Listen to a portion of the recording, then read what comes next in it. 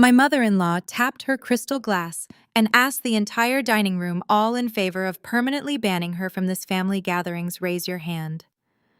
I watched every single person at that table, including my own husband, lift their hands into the air. My 7-year-old son burst into tears, begging to know why they were doing this to us. I did not scream or beg. I simply hugged my boy and walked out the door. But exactly 1 week later, a certified letter arrived at their sprawling estate. And what was inside that envelope shut them up permanently. Before I dive into exactly how I dismantled their perfect facade, let me know where you are watching from in the comments below. Hit that subscribe button if you have ever had to build your own empire after a toxic family tried to tear you down. I call this family meeting to order. The sharp clinking of a silver spoon against a baccarat crystal goblet sliced through the heavy silence of the formal dining room. All in favor of permanently revoking Chloe's invitations to our family gatherings, raise your hand. I sat perfectly still at the long mahogany table, the opulent surroundings of my mother-in-law, Beatrice's Alpharetta estate, suddenly feeling like a beautifully decorated prison. The scent of roasted lamb and expensive Cabernet hung in the thick, suffocating air. Crystal chandeliers cast a warm glow over the carefully curated space, illuminating the original oil portraits of their ancestors that lined the walls. This was a family that prided itself on pedigree, on being part of the black elite of Atlanta, and Beatrice governed this dynasty with absolute authority. To hold a formal vote on my presence while I was sitting right there eating the food from her kitchen was a display of calculated cruelty that took my breath away. I watched as the hands began to rise. First was Valerie, my sister-in-law. Her hand shot up instantly, a triumphant smirk painted across her flawlessly contoured face. Valerie had always viewed our relationship as a competition I was unaware we were participating in. Beside her sat Preston, her white husband. Preston loved to weaponize his marriage into a wealthy black family to parade his performative allyship at every social event. He would drop cultural slang he had no business using and boast about his proximity to black excellence. Yet behind closed doors, he treated me like the hired help. He frequently asked me to fetch him a fresh drink at their parties, or dismissed my professional opinions with a condescending wave. His hand went up high, his posture reeking of unearned entitlement. But the ultimate betrayal, the one that physically burned its way through my chest, happened at the other end of the table. Julian, my husband of 9 years, refused to meet my eyes. The man who had stood at an altar and promised to protect and cherish me was now staring intently at his untouched plate. I watched his shoulder tense before he slowly, deliberately raised his hand into the air. He chose his mother's approval and the comfort of his generational wealth over his wife. He had always been spineless when it came to Beatrice, but seeing it play out in front of me severed the last remaining thread of love I held for him. The heavy silence of the room shattered when my 7-year-old son Malik let out a choked sob. He grabbed my arm, his small fingers digging desperately into the silk of my dress. "Mom, why are they doing this?" he cried. His tear-filled eyes darted around the table, searching for an explanation from the father and grandmother who were supposed to love and protect him. Beatrice did not even flinch at her grandson's tears. She simply adjusted her pearl necklace and directed her icy gaze down the length of the table toward me. "She embarrassed us at the links last week," Beatrice announced to the silent room, her voice echoing off the vaulted ceilings. Refusing to cover Preston's $10,000 investment buy-in because of some discrepancy she imagined. A real wife, a real member of this family supports the family legacy without question. I stared at the matriarch of the family, finally understanding the true cost of my admission into their exclusive circle. The incident at the country club had been a coordinated trap. We had been sitting on the patio overlooking the golf course, surrounded by the most influential members of their social circle, when Preston loudly demanded I write a check for his newest real estate venture. He had banked on me yielding to peer pressure to avoid a scene. But I am not a simple bookkeeper. I am the founder of a boutique forensic accounting firm. I track missing millions and uncover corporate fraud for a living. I read Preston's balance sheets and I recognized a shadow loan scheme immediately. I was not about to hand over $10,000 of my hard-earned money to a man who could not even structure a proper shell company. When I calmly declined his request and pointed out the glaring financial inconsistencies in his proposal, Preston had turned red with embarrassment. I was branded a traitor on the spot. To Beatrice, protecting Preston's fragile ego and maintaining the illusion of their limitless wealth was far more important than financial reality. My crime was not an imaginary discrepancy. My crime was refusing to blindly fund his shady business ventures using my own capital. I had refused to play the role of the compliant inferior outsider who should be grateful just to sit at their table. For years I had played their game.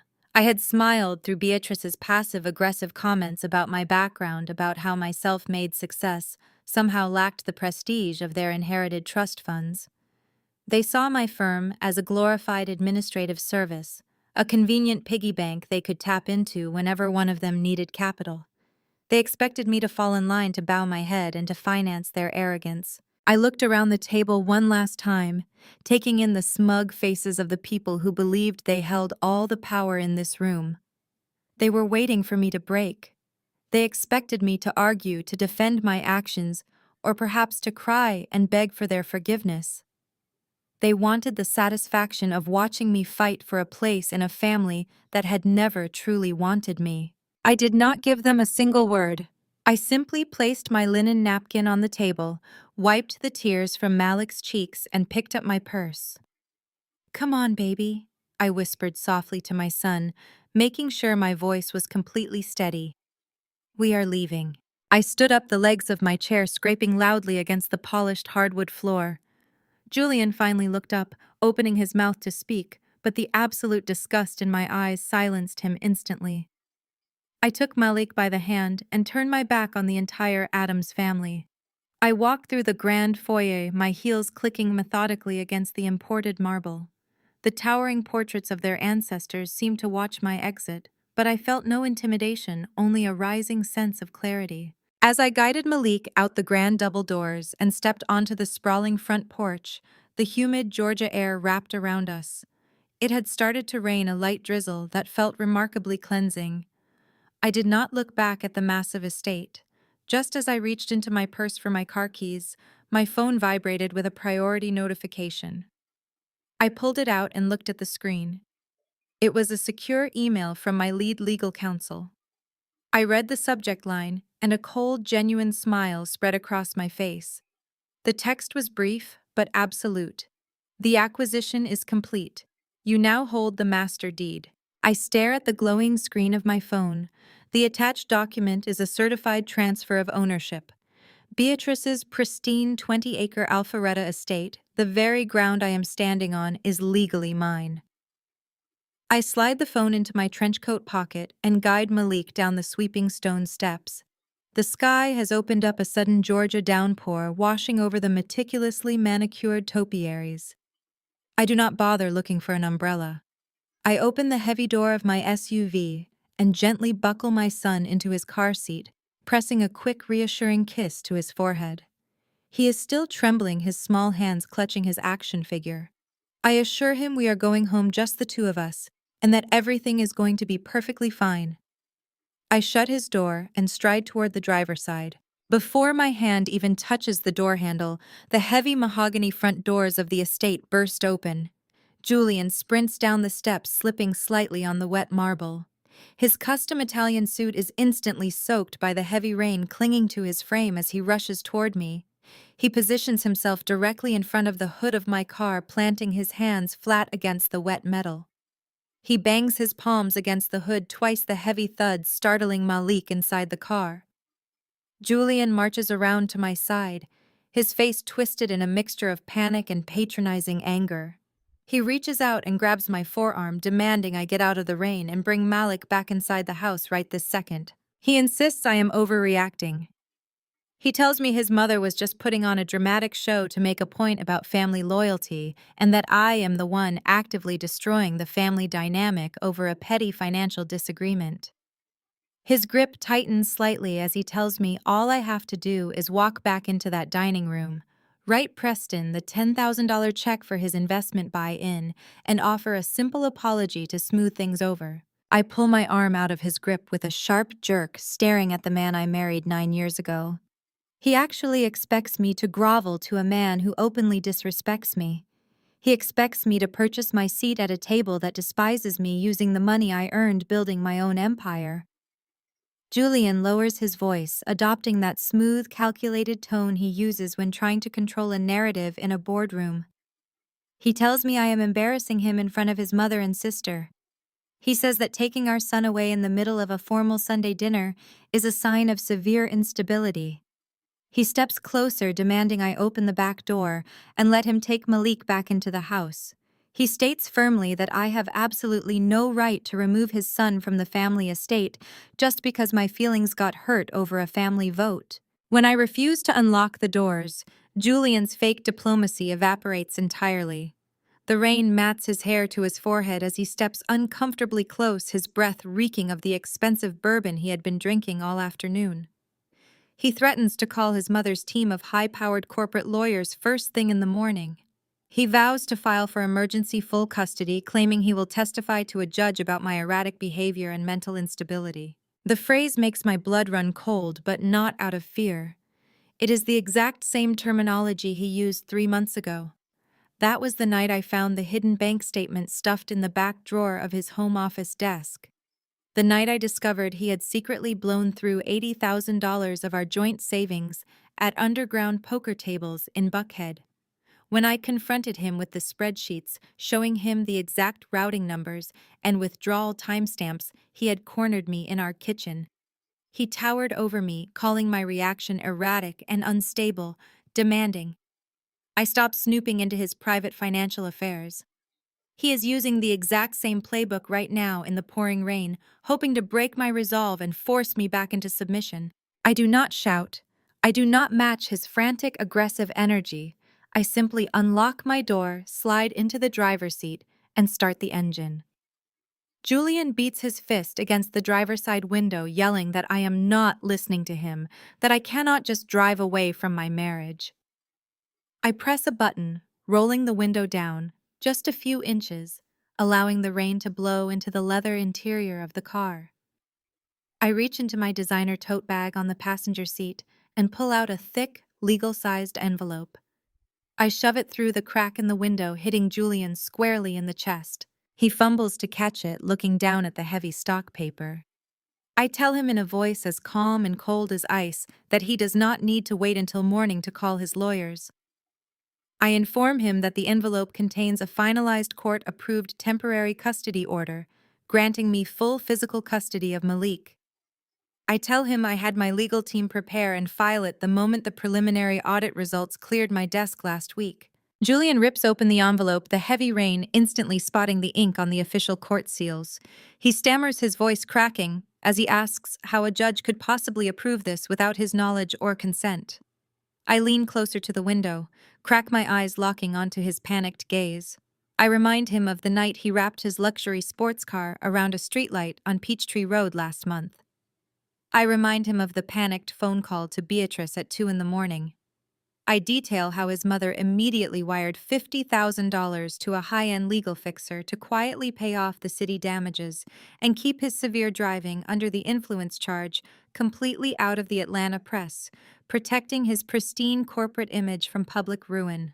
I watch the color entirely drain from his face as I casually mention that while his mother bought the silence of the journalists and the local precinct, she forgot to silence the forensic accountant married to her son. I tell him every suppressed police report, every wire transfer from Beatrice's hidden accounts, and every piece of dashcam footage is fully documented, legally authenticated, and sitting in a secured encrypted file on my server. I promise him that the file is ready to be submitted into public family court records if he ever tries to threaten me with custody or legal action again. Julian physically recoils from the car, his mouth opening and closing silently. The sheer terror in his eyes is palpable as he realizes the woman he thought was just a compliant, easily intimidated bookkeeper has systematically outmaneuvered him on every single front. He takes 2 stumbling steps backward, the wet custody papers clutched desperately in his shaking hand, the heavy rain washing away the last remnants of his arrogance. Just as I shift the car into drive to leave him standing in the storm, a loud, obnoxious ringtone pierces the tense air. Julian jumps, startled by the sudden noise. He slowly pulls his phone from his soaked suit pocket, his hands trembling violently. The screen lights up brightly in the gloomy driveway. It is Preston calling. The screen illuminates my dark living room as the bank's internal dashboard loads. My boutique forensic accounting firm was not hired to do simple tax returns, despite what Preston and Beatrice loved to tell their country club friends. We were quietly contracted by the city's largest private wealth lender to audit their highest risk portfolios. Traditional auditors had missed the sophisticated shell games, but I do not miss anything. I type in the search parameters for the Addams Family Trust. The progress bar crawls across the screen before populating a staggering list of liabilities. Beatrice's sprawling Alpharetta estate, the crown jewel of their arrogant pedigree, is flagged in bright crimson. I trace the money layer by layer, following the digital breadcrumbs through a maze of offshore routing numbers and dummy corporations. Preston's name appears almost immediately. He had set up 3 separate limited liability companies over the past 4 years, using Beatrice's estate as collateral for secondary and tertiary loans. The sheer volume of the debt is breathtaking. The family is completely broke, drowning in a sea of fabricated wealth while aggressively bleeding dry the very assets they use to belittle everyone else. I pull up the authorization forms for the final, most devastating loan transfer. Julian's signature sits on the bottom line, authorizing the release of millions in home equity to fund Preston's failing ventures. I lean closer to the monitor, my eyes scanning the harsh digital light. The loops on the signature are too sharp, the pressure completely wrong. Julian never signed these documents. Preston forged his brother-in-law's name to bypass the bank's security protocols, and Julian is entirely oblivious to the fact that his own wife is staring at the federal wire fraud that will inevitably put his sister's husband in prison. I lean back in my chair, the leather squeaking in the quiet condo. I vividly recall Julian standing in my home office 2 years ago, impatiently adjusting his tuxedo cuffs while scoffing at my dual monitors. He had rolled his eyes, asking if I was still staring at those boring spreadsheets instead of getting ready for the mayor's ball. He had told me to try looking like I actually belonged to his family, instead of looking like I worked for them. Those boring spreadsheets are the exact roadmap to their absolute ruin. They have been living on borrowed time and stolen money, parading their generational capital while their foundation rotted from the inside out. A sharp, authoritative knock at my front door interrupts the hum of the city traffic outside my window. I lock my computer screen and walk to the entryway. A courier stands in the hallway holding a heavy cream-colored envelope sealed with a thick wax stamp. He hands it to me without a word and turns toward the elevator. The wax seal bears the unmistakable crest of the Atlanta Heritage Gala. I slide my finger under the heavy flap and pull out the invitation, but it is the bright pink sticky note attached directly to the gold foil lettering that commands my immediate attention. Valerie's handwriting is aggressive, the sharp loops spelling out a crystal-clear warning. The note reads that I am explicitly excluded from their VIP table and that I should not even attempt to show my face at the event. Beatrice and Valerie are the co-chairs of the gala this year. It is their ultimate playground for social dominance, the one night they get to stand on a stage and dictate the hierarchy of Atlanta's elite. They clearly assume my sudden departure from the family dinner means I have retreated into hiding, completely defeated by their collective rejection. My phone vibrates aggressively against the marble kitchen island. Julian's name flashes across the screen. I let it ring 3 times before I pick it up, allowing the heavy silence to stretch between us. He does not ask how I am doing. He does not ask if our son is settled into the new place. Julian immediately launches into a frantic, condescending lecture. He demands I log into our banking portal right this second and formally sign away my rights to our joint savings account. He insists his mother needs concrete proof that I am not a gold digger trying to extort the family after the unfortunate vote at dinner. He tells me that if I just surrender the funds quietly and prove my loyalty, he might consider letting me attend the gala so I can apologize to Preston in person. I ask him what exactly happens if I refuse his generous offer. Julian's voice drops into a nasty, threatening register, completely stripping away his polished Southern gentleman routine. He promises to freeze every single credit card in my name by midnight. He claims he will effectively cut me off from all financial resources, ensuring I am left with absolutely nothing, just like his mother cut me off from the local social chapters. He tells me I will be crawling back to the modest neighborhood I came from, begging for his financial mercy once the reality of paying rent sets in. I look over at the bank statements still glowing on my secondary monitor. The joint savings account he is so desperately trying to protect, the one he believes holds his leverage over me, has exactly $400 left in it. Preston already drained the rest of the funds to cover a massive margin call on Valerie's failing luxury boutique 2 weeks ago. Julian is fiercely threatening to lock me out of an empty vault, entirely unaware that his family has already picked his pockets clean. I let out a sharp, genuine laugh that echoes brightly in the empty kitchen. "Go ahead, Julian," I say, my voice dripping with absolute, unwavering certainty. "Freeze them all." I end the call before he can utter another word and immediately dial a number I know by heart. My personal stylist answers on the very first ring. I tell her I need a custom emerald gown fitted by Saturday night, something that demands absolute, undeniable attention the moment I enter a room. I am not just attending the Atlanta Heritage Gala. I am crashing their precious gates, and I am bringing the entire Addams family dynasty down to the ground. I watch Julian in my rearview mirror as I accelerate down the long, winding driveway. The heavy rain continues to pour down on his ruined custom suit. He stands frozen in the storm, staring down at the glowing screen of his phone, completely paralyzed by the name flashing across it. Preston is calling him, likely demanding to know why his latest fraudulent wire transfer was flagged and blocked by the bank. But that impending financial implosion is no longer my problem. I press my foot firmly onto the accelerator and guide my SUV smoothly through the imposing wrought iron gates of the Alpharetta estate. The heavy metal doors glide shut behind me with a resounding clank, physically severing my ties to a family that treated me as nothing more than a convenient financial stepping stone. I glance back at Malik, who is already peacefully asleep in his car seat, lulled by the rhythmic, steady swish of the windshield wipers. A profound sense of liberation washes over me, loosening the tight knot of anxiety that had taken up permanent residence in my chest. For 9 years, I contorted my personality, my ambitions, and my self-worth to fit into their rigid, suffocating mold of acceptability.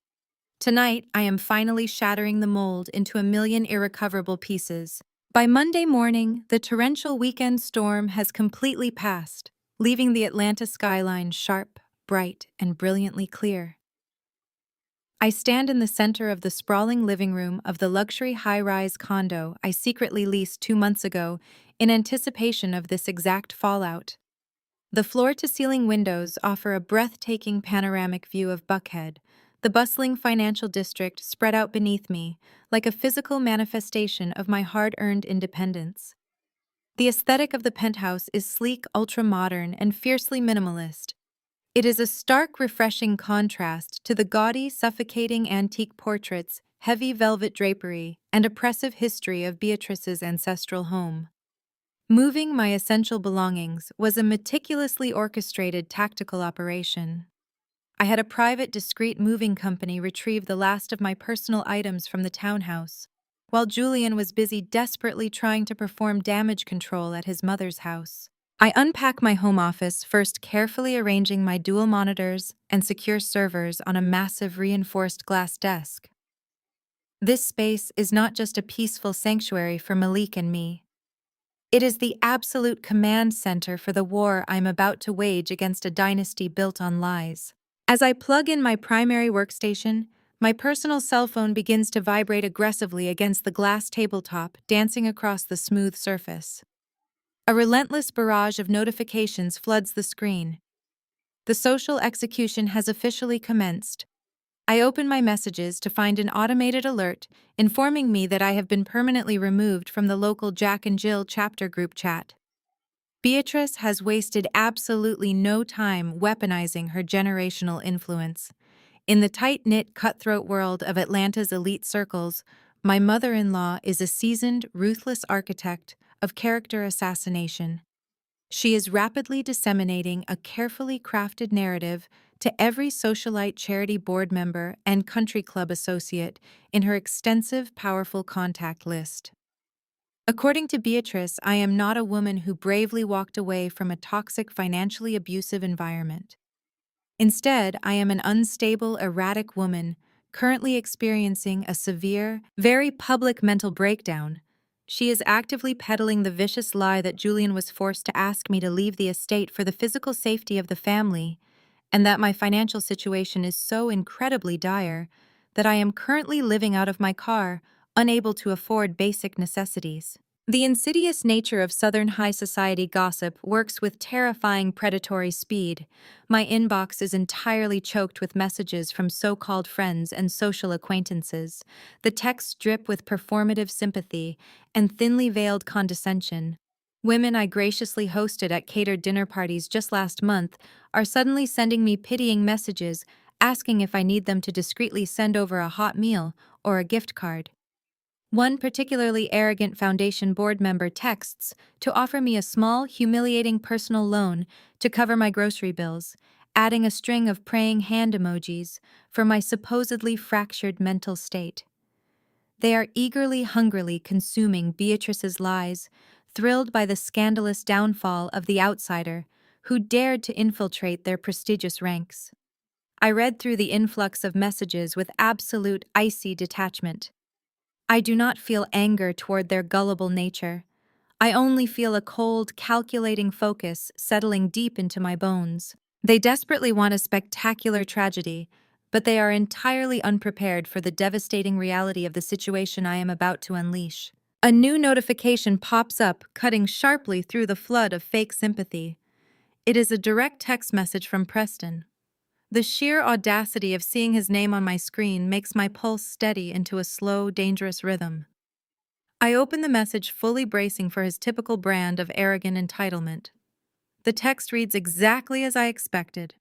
He writes that I should have just been a compliant, obedient wife and written the $10,000 check without asking any questions. He tells me that my little bookkeeping gig is absolutely nothing compared to the massive generational capital backing the Addams family legacy. He ends the message with a highly sarcastic remark, wishing me good luck trying to pay rent in whatever low-income neighborhood I have supposedly retreated to, now that I am cut off from the family wealth. I stare at his words, marveling at the profound comical depth of his ignorance. Preston genuinely still views me through his narrow, classist lens as a lowly tax preparer who simply balances checkbooks for local mom-and-pop shops. He is fundamentally blind to the reality of my professional standing. He has absolutely no idea that over the past decade, I painstakingly built a top-tier forensic accounting firm from the ground up. I do not file basic tax returns. I am the apex predator of the financial sector. My firm is routinely contracted by federal agencies and massive institutional lenders to investigate complex white-collar crimes, trace hidden offshore assets, and completely dismantle sophisticated embezzlement rings. Preston believes he is standing at the untouchable summit of a financial empire, utterly oblivious to the fact that I am the one who builds and destroys the very mountains he attempts to climb. I do not reply to his text. I do not waste a single keystroke engaging with a man who is already a walking ghost in the financial system. I simply place my phone face down on the glass desk and turn my absolute attention to my glowing monitors. I slide into my leather chair, my fingers flying rapidly across the mechanical keyboard. I launch a heavily secured encrypted portal directly linked to my firm's institutional server. The screen prompts me for my high-level clearance credentials, and I input the complex alphanumeric sequence without a single moment of hesitation. The firewall instantly authenticates my access, granting me unrestricted entry into the financial bedrock of the city. I bypass the standard search directories, ignore the routine client lists, and log directly into the highly restricted master file for the bank that holds Beatrice's primary mortgage. Marcus, my fiercely loyal stylist, arrives at my penthouse exactly 40 minutes after I disconnect the call with Julian. He does not ask a single question about my sudden change in address or the frantic timeline.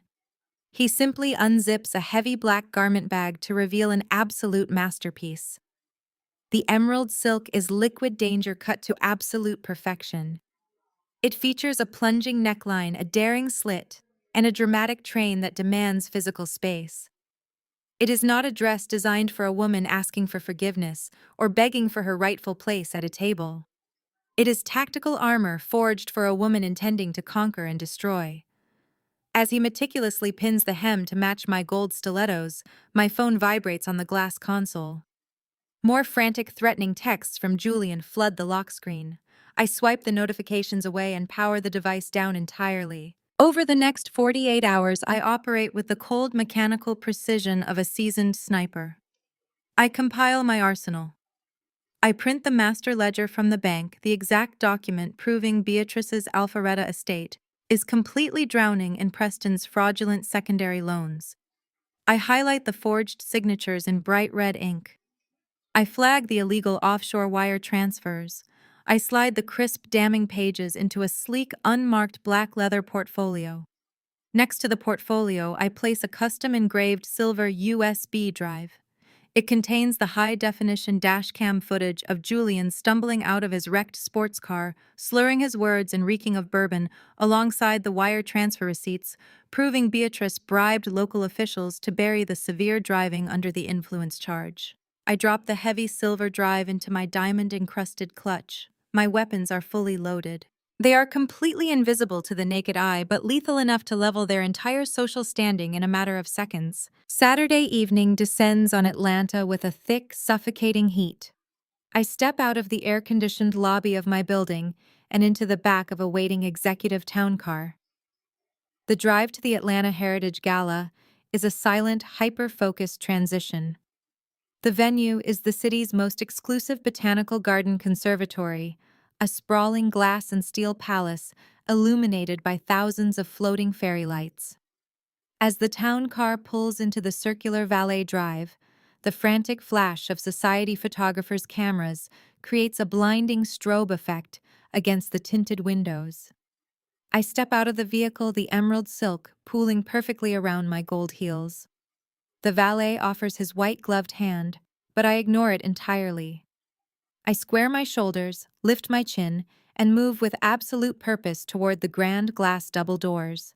The main entrance hall is a sea of tailored velvet tuxedos and custom designer gowns. The air hums heavily with the soft clinking of champagne flutes and the low murmuring buzz of old money gossip. I hand my silk wrap to the coat attendant and turn toward the main ballroom.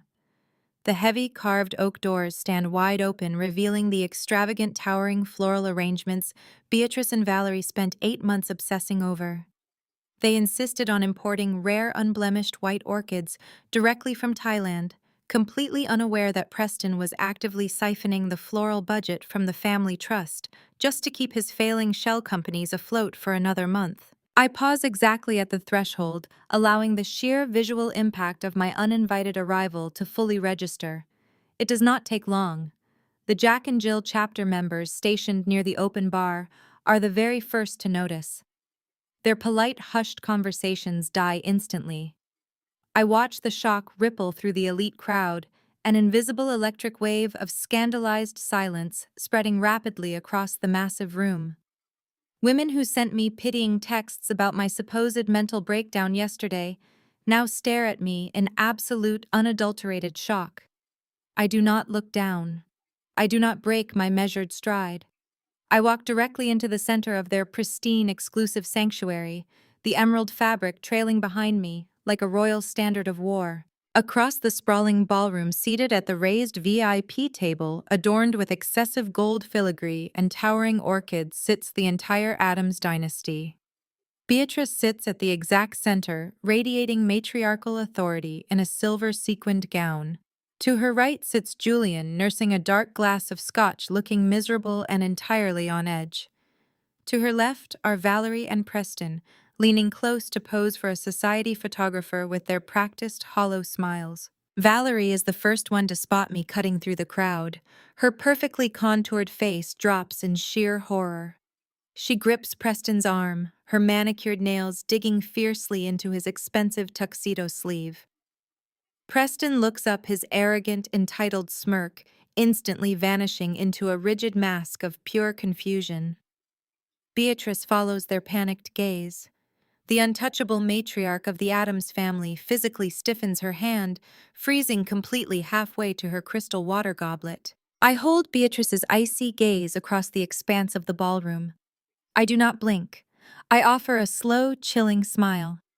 I walk purposefully toward the VIP section, feeling the collective burning gaze of 200 Atlanta socialites fixed firmly onto my back. This is the exact stage they chose to humiliate me. This is the specific audience they crave for their validation. I reach into my diamond clutch, my fingers grazing the cold silver of the USB drive and the smooth leather edge of the financial portfolio tucked firmly under my arm. Julian finally registers my presence.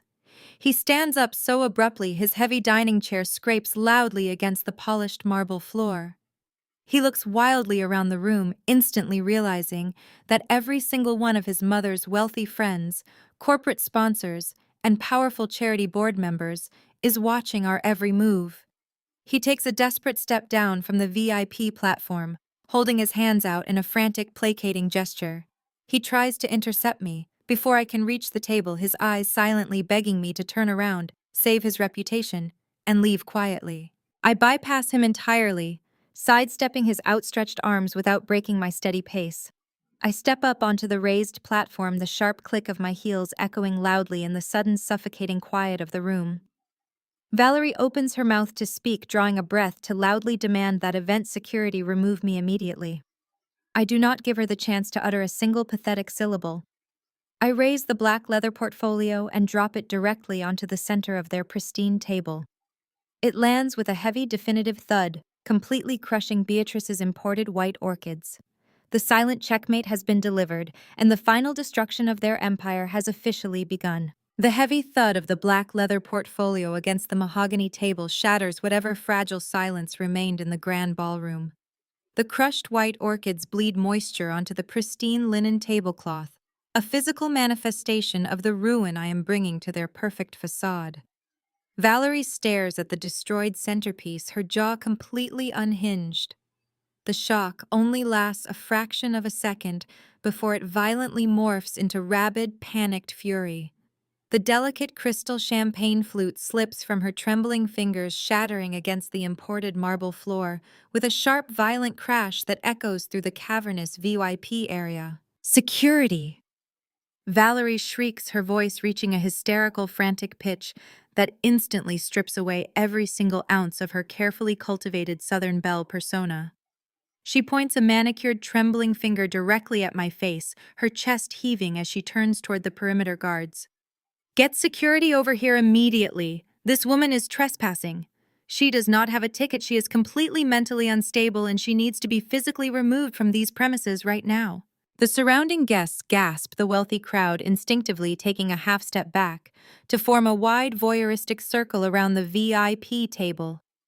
Julian is frozen, his eyes darting frantically between me, the black portfolio on the table, and the dozens of prominent socialites watching his family's public implosion.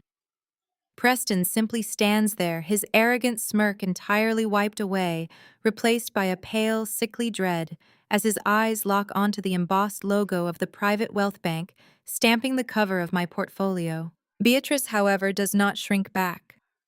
The matriarch of the Addams family rises to her full height, her silver sequined gown catching the ambient light of the chandeliers. She is instantly flanked by three of her wealthiest, most influential foundation friends. They circle her like a protective diamond-encrusted guard, their eyes glaring daggers at my custom emerald gown. Beatrice marches around the edge of the ruined table, closing the distance between us, until she is mere inches from my face. She does not bother to lower her voice. She wants this to be a public execution. She wants the entire room of Atlanta's elite to witness my ultimate humiliation. You are going to pick up your little folder, turn around, and walk out of my gala before I have the police drag you out of here in handcuffs. Beatrice snarls her words, echoing loudly enough for the surrounding tables to hear every single syllable.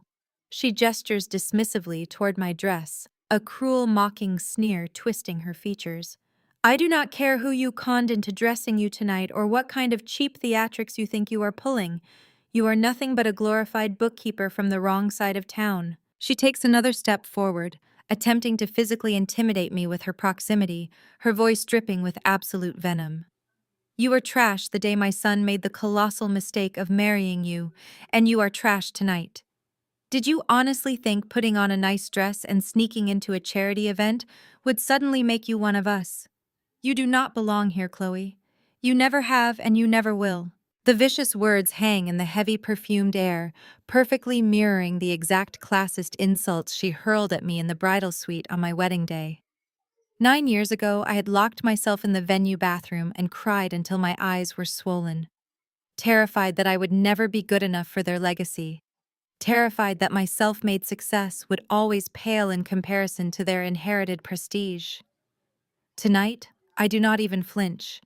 I stand perfectly still, anchoring my gold stilettos into the marble floor, looking down at the woman who spent nearly a decade trying to break my spirit. I let her dig her own social grave in front of the city's most powerful lenders, investors, and political figures. I am not leaving, Beatrice. I say, my voice perfectly modulated, calm, and terrifyingly steady. But I highly suggest you open that portfolio before you say another word. Beatrice lets out a sharp, condescending laugh, refusing to even glance at the leather binder. I am not looking at whatever desperate fabricated nonsense you brought here to extort my family. Valerie, where is the security detail? Two burly event security guards in dark suits finally break through the perimeter of the crowd, responding to Valerie's frantic, ongoing screaming. They flank me on either side, their expressions grim, strictly professional, and entirely unbothered by the high society drama unfolding around them.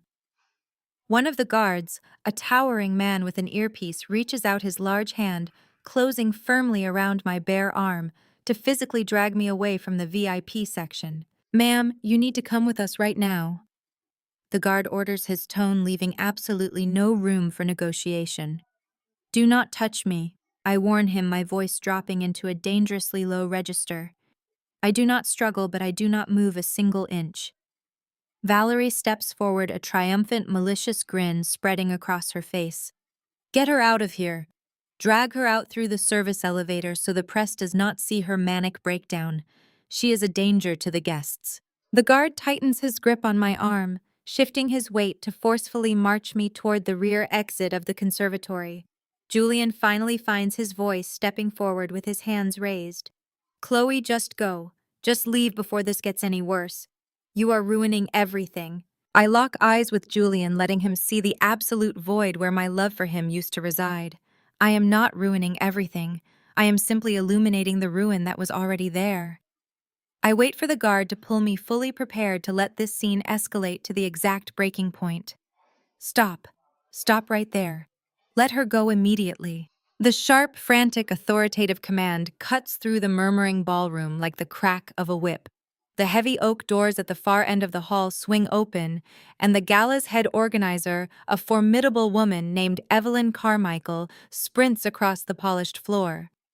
Evelyn coordinates every major philanthropic event, political fundraiser, and corporate gala in the state of Georgia. She is the ultimate gatekeeper of the city's elite events, and she looks entirely panicked. She is practically shoving society matrons and stunned executives out of her way, her clipboard clutched to her chest, as she waves her arms frantically in the air to halt the security detail before they can take another step.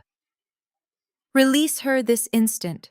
The sharp, frantic command slices through the heavy, perfumed air of the conservatory, echoing violently off the vaulted glass ceilings. The two burly security guards instantly freeze their hands, dropping from my arms, as if the emerald silk of my custom gown had suddenly caught fire. I do not move. I do not adjust my posture. I simply turn my head to watch Evelyn Carmichael, the gala's head organizer, sprinting across the polished marble floor of the grand lobby. Evelyn is a woman who commands absolute authority in Atlanta's high society. She does not run for anyone. She glides through charity events with a clipboard clutched to her chest, dictating the flow of millions of philanthropic dollars with a mere nod of her head. But tonight, Evelyn is practically shoving society matrons and stunned corporate executives out of her way. Her breathing is heavy, her perfectly tailored blazer slightly rumpled from her desperate dash across the room. She waves her arms frantically in the air, inserting herself directly between my body and the bewildered security detail. She shoots the guards a look of pure, unadulterated fury, silently dismissing them back to the perimeter. They retreat immediately, melting away into the shadows of the floral displays, leaving the VIP section suspended in a breathless, suffocating tension. Evelyn turns to face me, her chest heaving as she smooths the front of her jacket. She dips her head in a gesture of profound, unmistakable deference. She apologizes profusely, her voice projecting clearly across the suddenly silent room. She tells me she is entirely mortified that this physical intervention is an unforgivable breach of protocol, and that she personally guarantees the individuals responsible for this gross misunderstanding will be dealt with immediately. She assures me with a desperate, pleading look in her eyes that my presence here tonight is the absolute honor of her career. Beatrice stands exactly 3 feet away, completely paralyzed. The matriarch of the Addams family has her jaw set in a rigid line, fully expecting Evelyn to pivot and apologize to her for the disruption of her meticulously planned evening. Instead, Evelyn turns her wrath directly onto the reigning queen of the Atlanta Heritage Foundation. Evelyn does not lower her voice. She does not attempt to spare Beatrice's fragile ego. She demands to know what on earth Beatrice thinks she is doing ordering security to lay hands on a guest. Beatrice puffs up her chest, attempting to maintain her aristocratic posture. She points a trembling diamond-clad finger at my face and loudly declares that I am trespassing. She states to Evelyn and to the hundreds of wealthy onlookers actively eavesdropping that I am an unstable, erratic woman without a ticket, and that I must be thrown out before I ruin the integrity of the gala. Evelyn lets out a sharp, breathless sound of utter disbelief. She shakes her head, her eyes wide with a mixture of absolute horror and professional outrage. Beatrice, you cannot possibly speak to our diamond title sponsor that way, Evelyn announces, her voice ringing out with crystal clarity. The entire ballroom seems to violently inhale all at once. The soft jazz playing in the background suddenly feels incredibly loud against the stark, stunned silence of 200 elite guests. But Evelyn does not stop there. She refuses to grant Beatrice a single second to process the shifting dynamic. She boldly declares to the entire room that Chloe's forensic accounting firm is the sole reason any of them are standing in this conservatory tonight. She details with brutal efficiency how my firm quietly and anonymously transferred the $500,000 donation that rescued the Atlanta Heritage Foundation from absolute catastrophic bankruptcy just 3 weeks ago. She explains that without my capital, the gala would have been canceled, the foundation would have been publicly liquidated, and Beatrice's precious legacy would have been thoroughly and permanently destroyed. The color instantly drains from Beatrice's face, leaving her looking hollow, frail, and incredibly old. Her knees seem to buckle slightly under the weight of her silver sequined gown. She opens her mouth to speak, but only a dry, stammering sound escapes her lips. The untouchable matriarch of Atlanta society has been publicly dethroned, completely stripped of her perceived power in a matter of seconds. Her wealthy friends, the very foundation board members who were nodding along with her classist insults just moments ago, physically take a synchronized step backward. They create a wide, isolating gap between themselves and Beatrice, instinctively distancing their own reputations from the sinking ship of the Addams dynasty. Beside her, Valerie looks exactly like she has seen a ghost.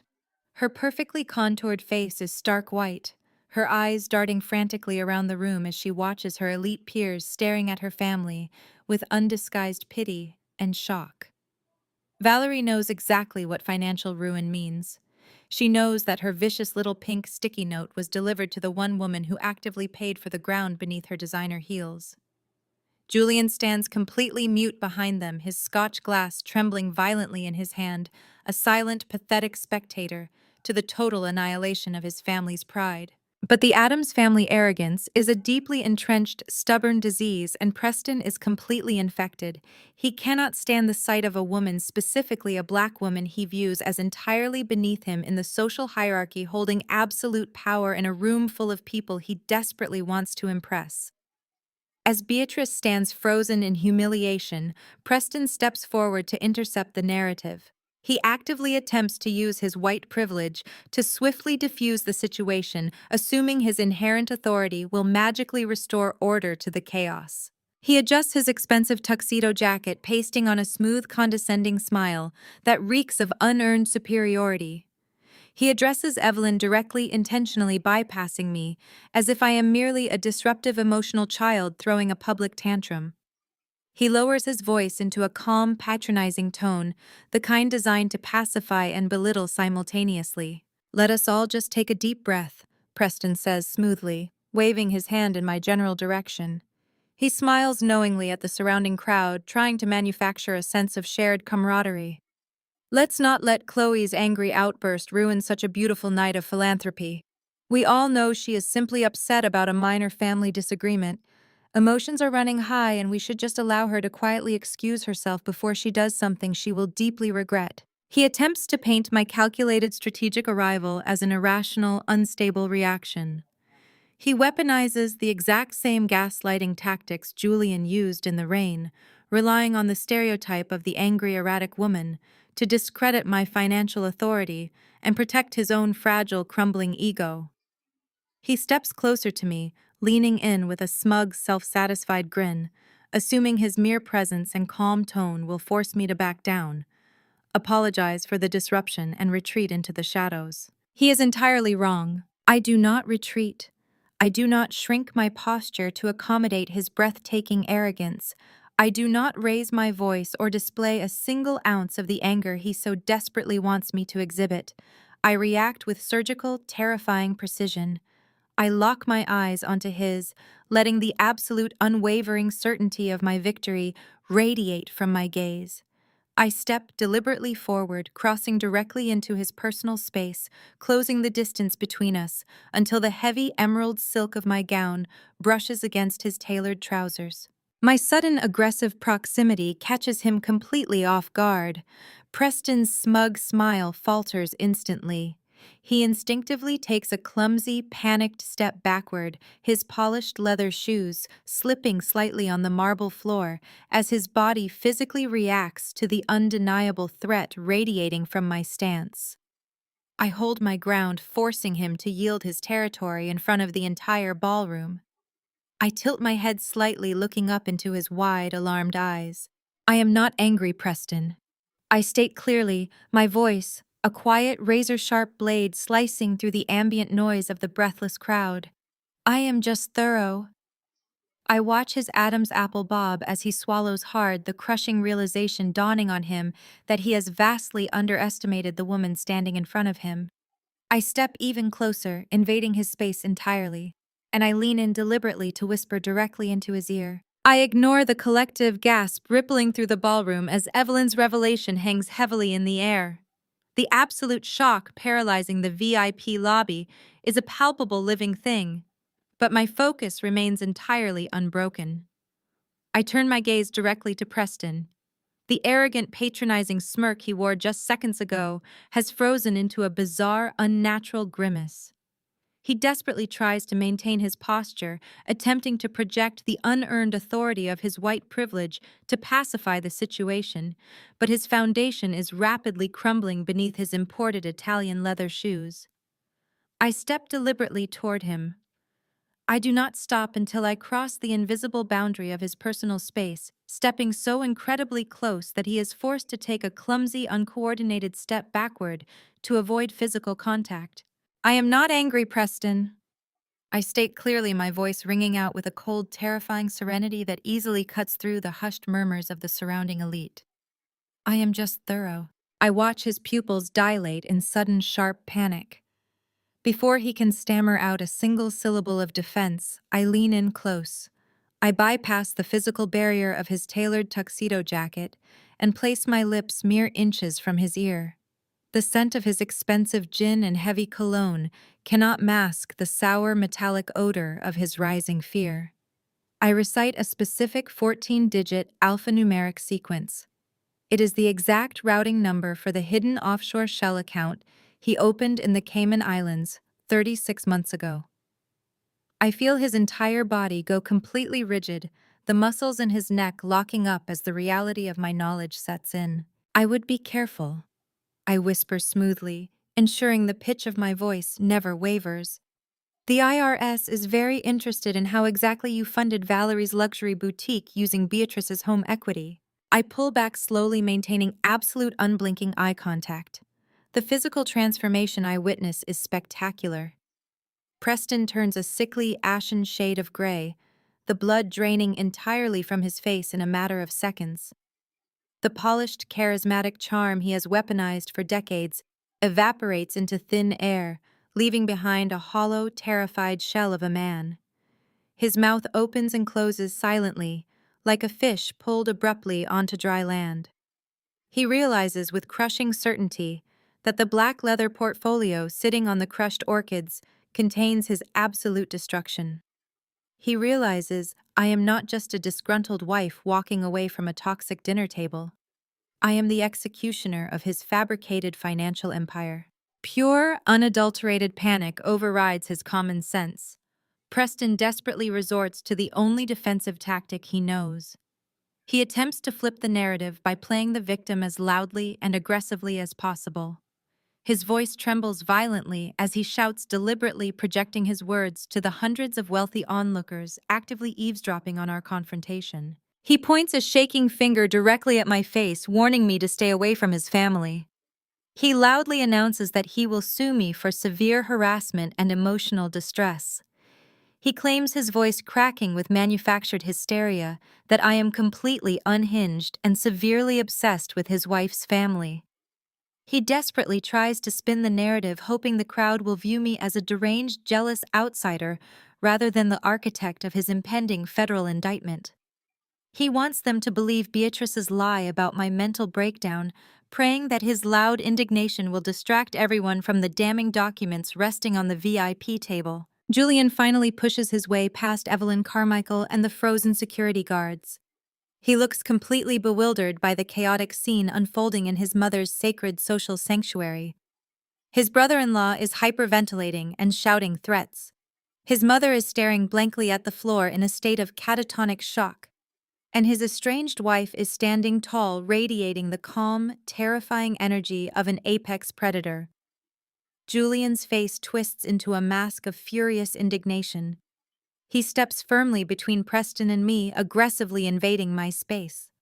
He demands to know what I just said to his brother-in-law. He insists I am intentionally terrorizing his family and demands I explain my erratic, unforgivable behavior this instant. Preston immediately sees his window of opportunity. He desperately needs to distract Julian from opening the black portfolio, knowing that one glance at the forged signatures will send him straight to prison.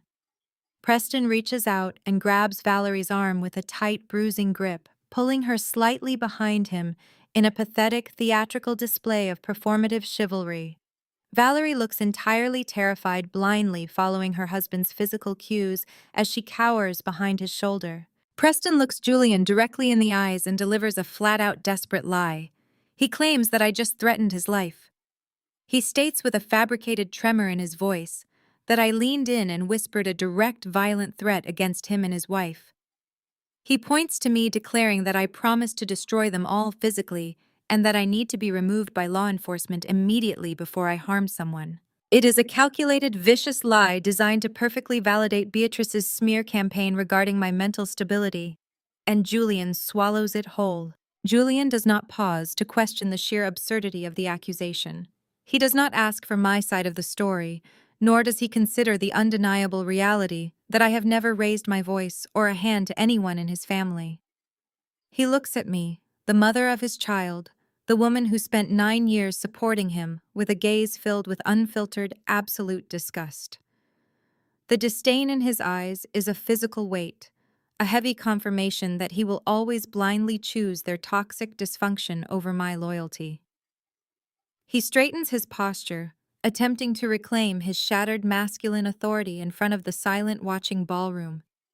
He points toward the grand exit doors, his voice ringing out with finality. "You will be hearing from my divorce lawyer tomorrow." Julian snarls, confident that this ultimate rejection will finally break my spirit. I do not flinch.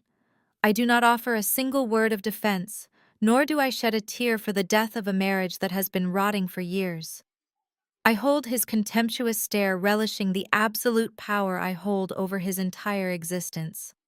A slow, genuine smile spreads across my face, bright and utterly unbothered. I can't wait. Monday morning arrives with brilliant, unforgiving sunlight streaming through the floor-to-ceiling windows of my Buckhead penthouse. I stand in the center of my meticulously organized home office, a steaming mug of black coffee in hand, watching the city awaken beneath me. The digital clock on my primary encrypted monitor flips precisely to 9 o'clock.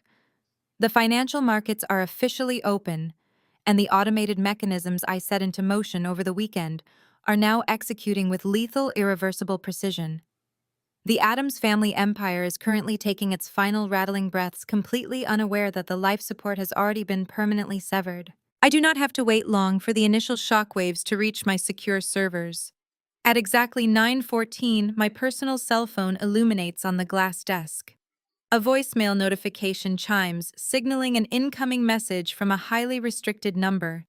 It is Valerie. I set my coffee down, slide into my leather executive chair, and press play on the speakerphone. I lean back, allowing the sheer, unadulterated panic of her voice to fill the quiet room. Valerie's signature manufactured aristocratic drawl is entirely absent. She sounds breathless, frantic, and completely unhinged. She is standing in the middle of a high-end European textile supplier's showroom, attempting to secure the autumn inventory for her vanity luxury boutique. Her platinum corporate cards have just been declined, every single one of them. She explains, her voice vibrating with supreme humiliation, that she attempted to use 3 different accounts, including her personal black card, and the merchant terminals rejected all of them with fraud alerts. The polished facade she maintains for the public has entirely disintegrated. She is practically screaming into the receiver, her entitlement overriding her embarrassment. She wildly accuses me of hacking into the family's private wealth portal out of petty, bitter jealousy over the events at the gala. She demands with absolute ferocity that I immediately contact the bank and fix whatever technical glitch I have caused before her reputation is permanently destroyed in front of her international vendors. I listen to her entire 3-minute tirade without blinking. She genuinely believes this is a temporary inconvenience, a minor administrative error caused by a disgruntled former family member. She has absolutely no comprehension of the catastrophic legal avalanche currently hurtling toward her. I delete the voicemail with a single satisfying tap of my finger. I did not cause a glitch. I initiated a targeted, comprehensive federal freeze. Exactly 10 minutes later, a second call rings through.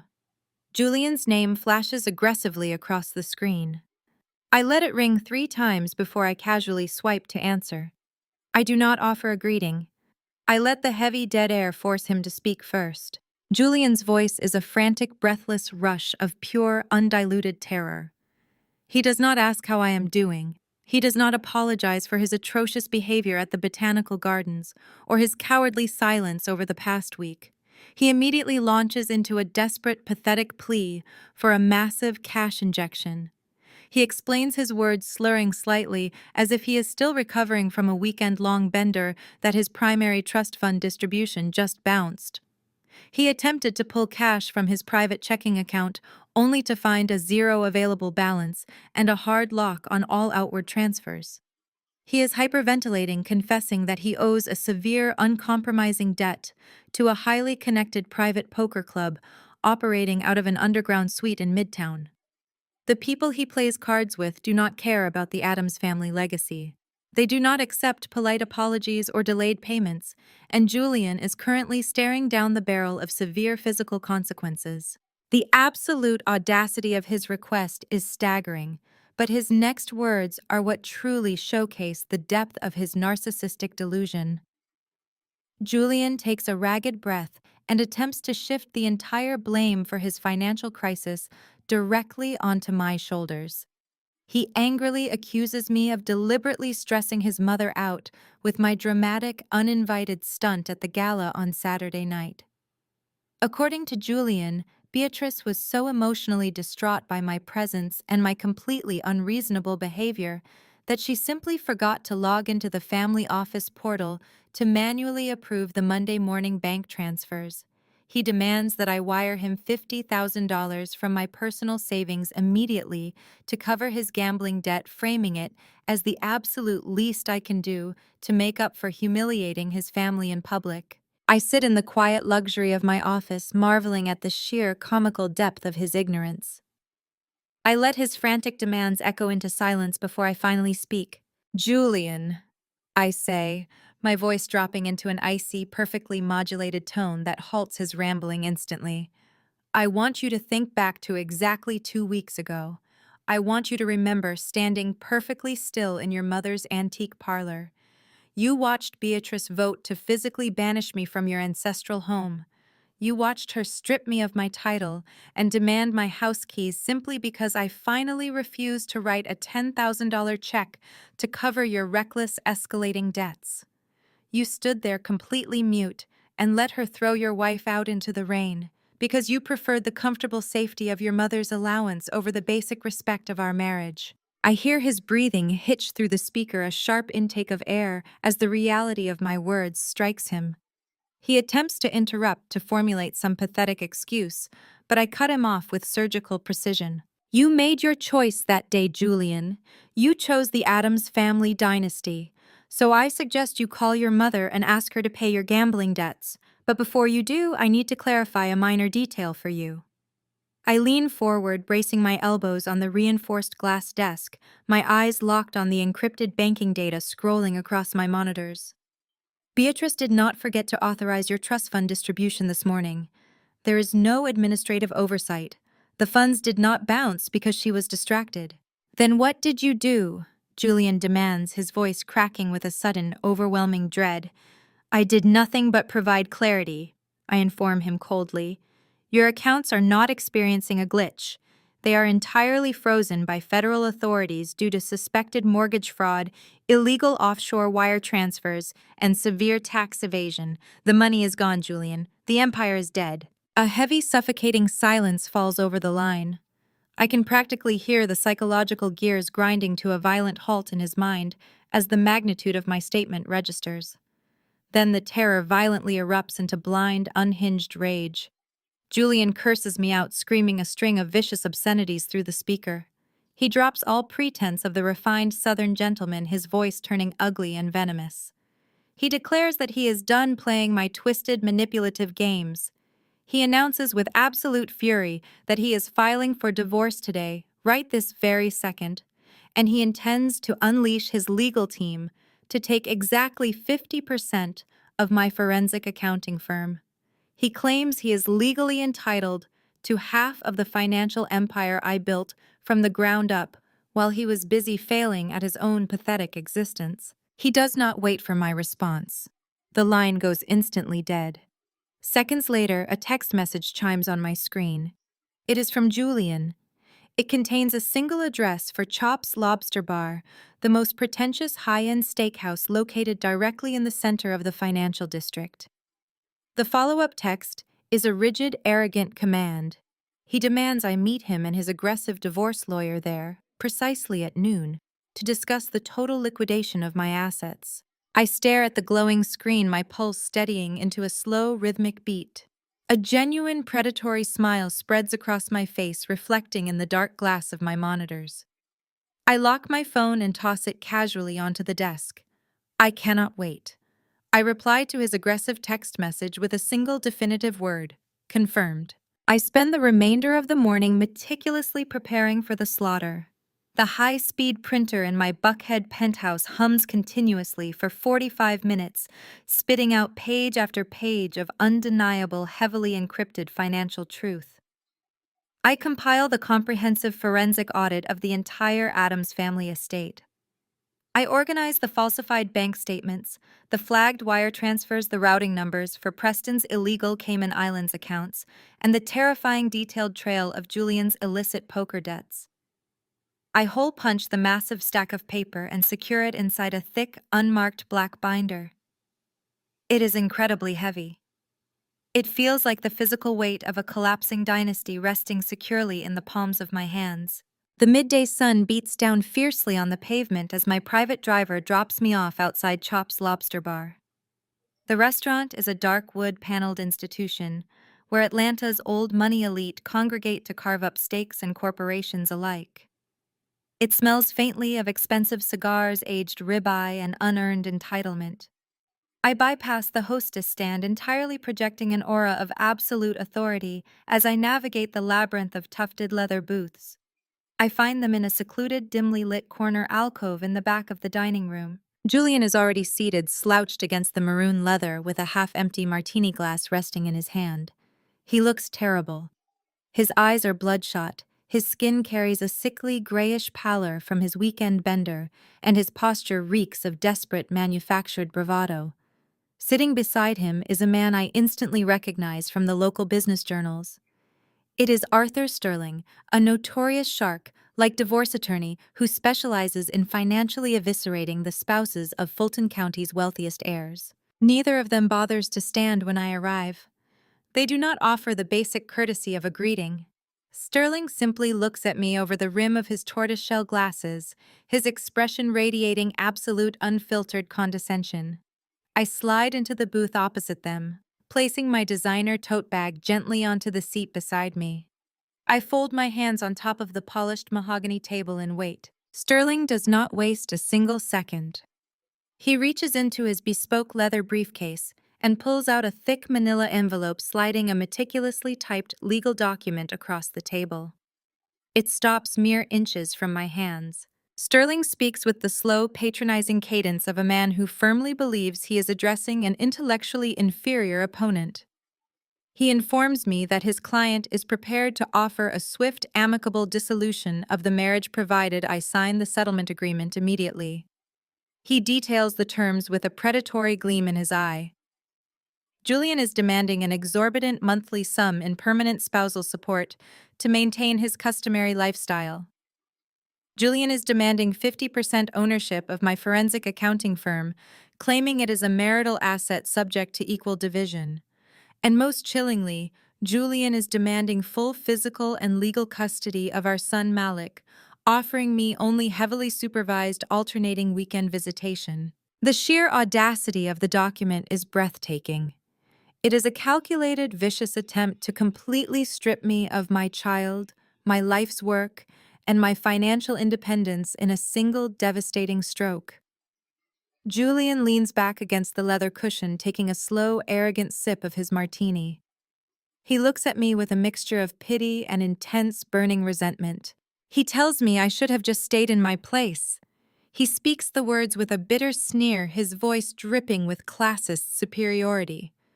He loudly reminds me that I was nothing before his family took pity on me. He claims I was just a lowly number cruncher who got lucky, a woman who forgot how to be a compliant, grateful wife the second I started making my own money. He gestures grandly to the opulent restaurant around us, boasting about the untouchable power of his generational wealth. He leans forward, resting his elbows on the table, trying to intimidate me with a menacing glare. He promises to bury me in litigation. He vows to drag this divorce out through the highest courts in Georgia until I am completely bankrupt, utterly destroyed, and begging for his mother's forgiveness. He boasts about the endless capital of the Adams estate, entirely convinced that his family's boundless resources will easily crush my small independent firm.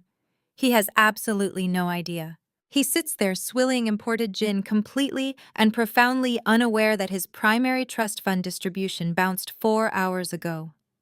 He is oblivious to the fact that his mother's accounts are currently frozen by federal authorities, his brother-in-law is facing imminent federal indictment, and his family is currently entirely destitute. He believes he is negotiating from the untouchable summit of a financial mountain that I legally demolished before breakfast. I do not argue. I do not raise my voice, and I certainly do not reach for the ridiculous, insulting settlement document resting in front of me. I let Julian finish his pathetic, arrogant monologue. I let the silence stretch between us thick and uncomfortable until the smug confidence on Sterling's face begins to crack into a tiny sliver of unease. I reach into my tote bag. I wrap my fingers around the cool, smooth spine of the thick black binder. I pull it out and drop it onto the center of the mahogany table. It lands with a heavy, authoritative thud that violently rattles Julian's martini glass. I look directly into Sterling's eyes, entirely ignoring my husband, and slide the binder firmly across the polished wood, stopping it directly in front of the notorious attorney. Arthur Sterling does not immediately reach for the thick black binder. He looks at it as if it is a mild, distasteful inconvenience, a pathetic final gesture from a desperate woman. He lets out a heavy theatrical sigh designed to convey his absolute boredom and finally drags the leather spine toward him. He flips open the cover with the tip of his manicured index finger, fully expecting to find a collection of amateur spreadsheets, emotional grievances, or perhaps printed text messages. I watch his eyes track the very first page. It is the master summary of the offshore routing network. His smug, relaxed posture stiffens by a fraction of an inch. He turns to the second page. This one details the secondary mortgages taken out on Beatrice's Alpharetta estate, complete with the falsified appraisal documents and the corresponding IP addresses from Preston's laptop. The arrogant smirk entirely vanishes from Sterling's face. By the time he reaches the third page, which highlights the forged signatures authorizing the transfer of millions into Cayman Island shell companies, Sterling is no longer breathing. His hands, previously resting casually on the polished mahogany, are now gripping the edges of the binder with white-knuckled intensity. He furiously flips through the subsequent pages, his eyes darting frantically across the certified bank statements, the flagged wire transfers, and the undeniably catastrophic financial reality of the Addams family. The shark has suddenly realized he is swimming in a pool of absolute federal poison. Julian, entirely oblivious to the atmospheric shift at the table, swirls the olive in his martini glass. He looks between me and his attorney, visibly annoyed by the sudden suffocating silence. He taps his knuckles against the wood. "Arthur, what is that?" Julian demands, his voice tight with irritation. "Whatever fabricated garbage she printed out, just close it. We are not negotiating with her delusion. Just push the settlement back across the table." Sterling does not look up. He does not even blink. He continues frantically turning pages, his face growing paler with every damning column of numbers. "I asked you a question." Julian snaps, his manufactured bravado slipping as he registers his lawyer's absolute uncharacteristic panic. He reaches out and grabs the edge of the binder, attempting to yank it toward himself. "What is in here, Chloe? What kind of pathetic stunt are you pulling now?" I lean back in my chair, crossing my legs elegantly.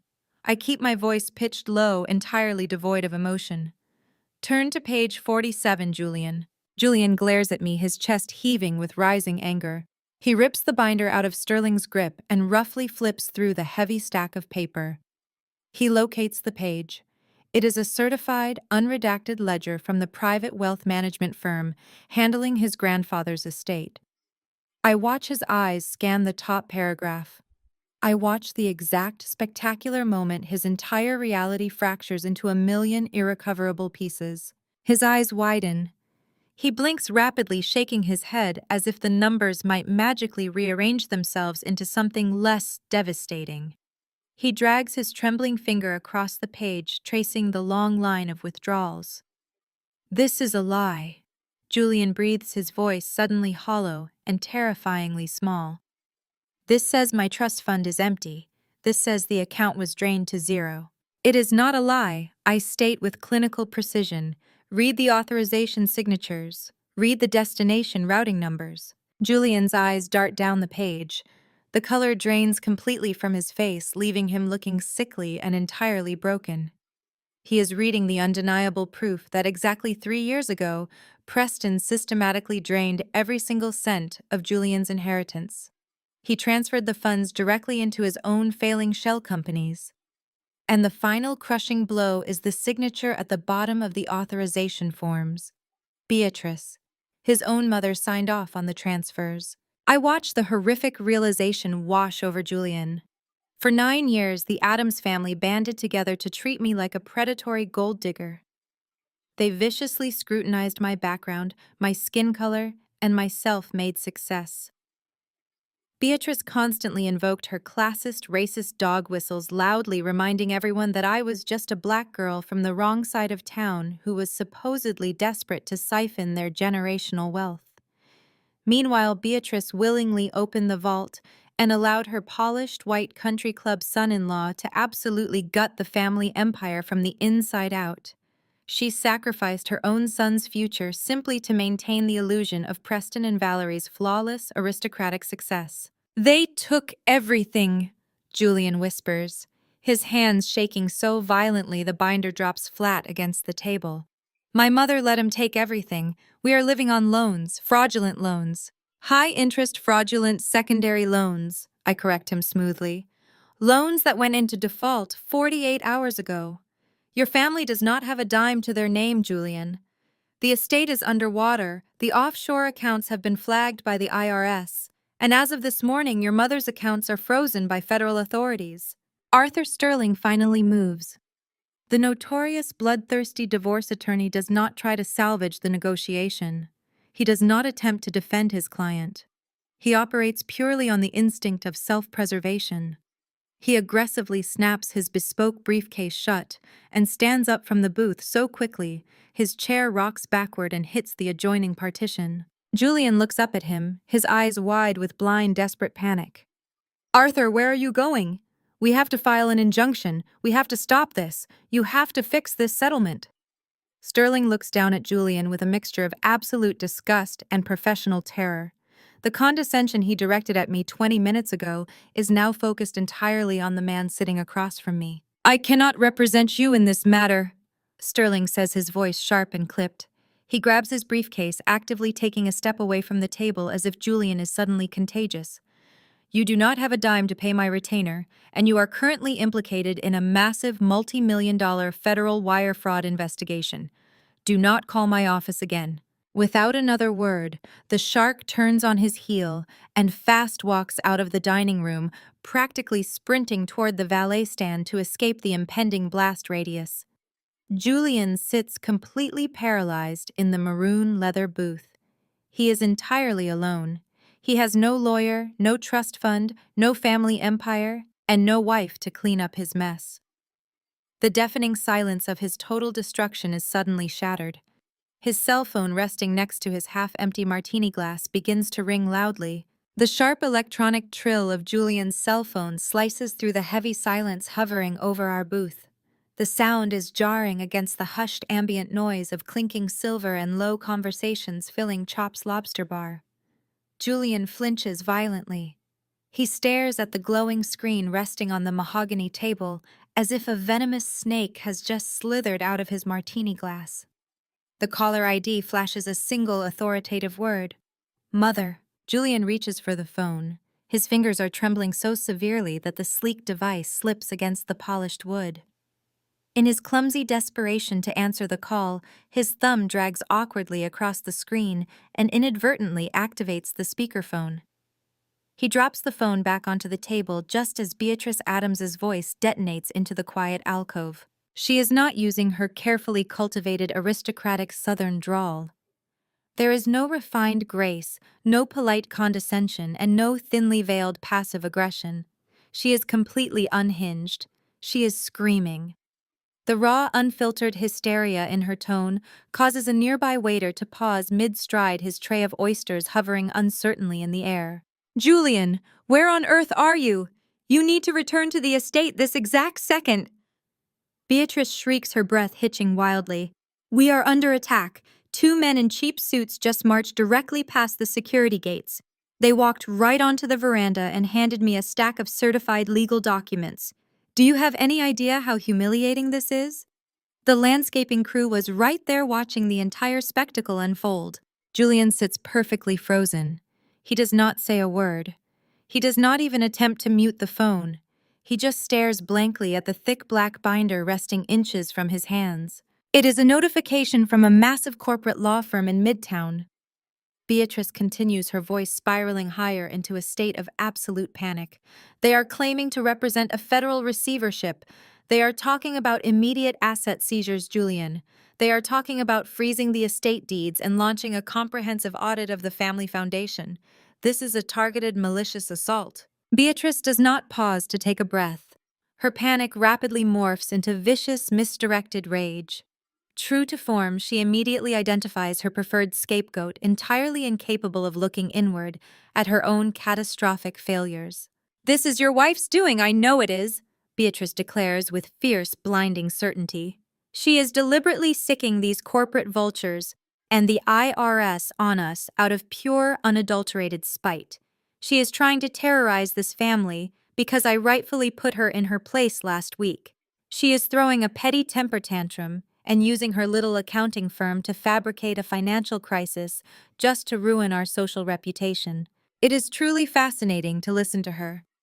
Even when presented with official federal documentation of her impending ruin, Beatrice's supreme narcissism refuses to accept reality. She genuinely believes the entire United States government is acting as my personal vengeance squad simply because she insulted me at a dinner party. She completely ignores the reality of Preston's massive theft. She refuses to acknowledge that she personally signed the authorizations that drained her family's legacy. She has constructed a delusion where she is the innocent victim of my supposedly unwarranted jealousy. "I am calling a mandatory family survival meeting," Beatrice commands, her voice vibrating with a desperate manufactured authority. "Saturday afternoon, in the main study. You will be there. Preston and Valerie will be there. We are going to lock ranks. We are going to hire a real aggressive legal team, and we are going to crush her. We are going to countersue her into absolute oblivion for defamation and emotional distress. I want her completely destroyed, Julian. Do you hear me?" Julian finally moves. He reaches out with a shaking, clammy hand and presses the red button on the screen, cutting his mother off mid-rant. The sudden abrupt silence in our booth is deafening. He slowly lifts his head to look at me. The arrogant, untouchable heir who sat down at this table 20 minutes ago is entirely gone.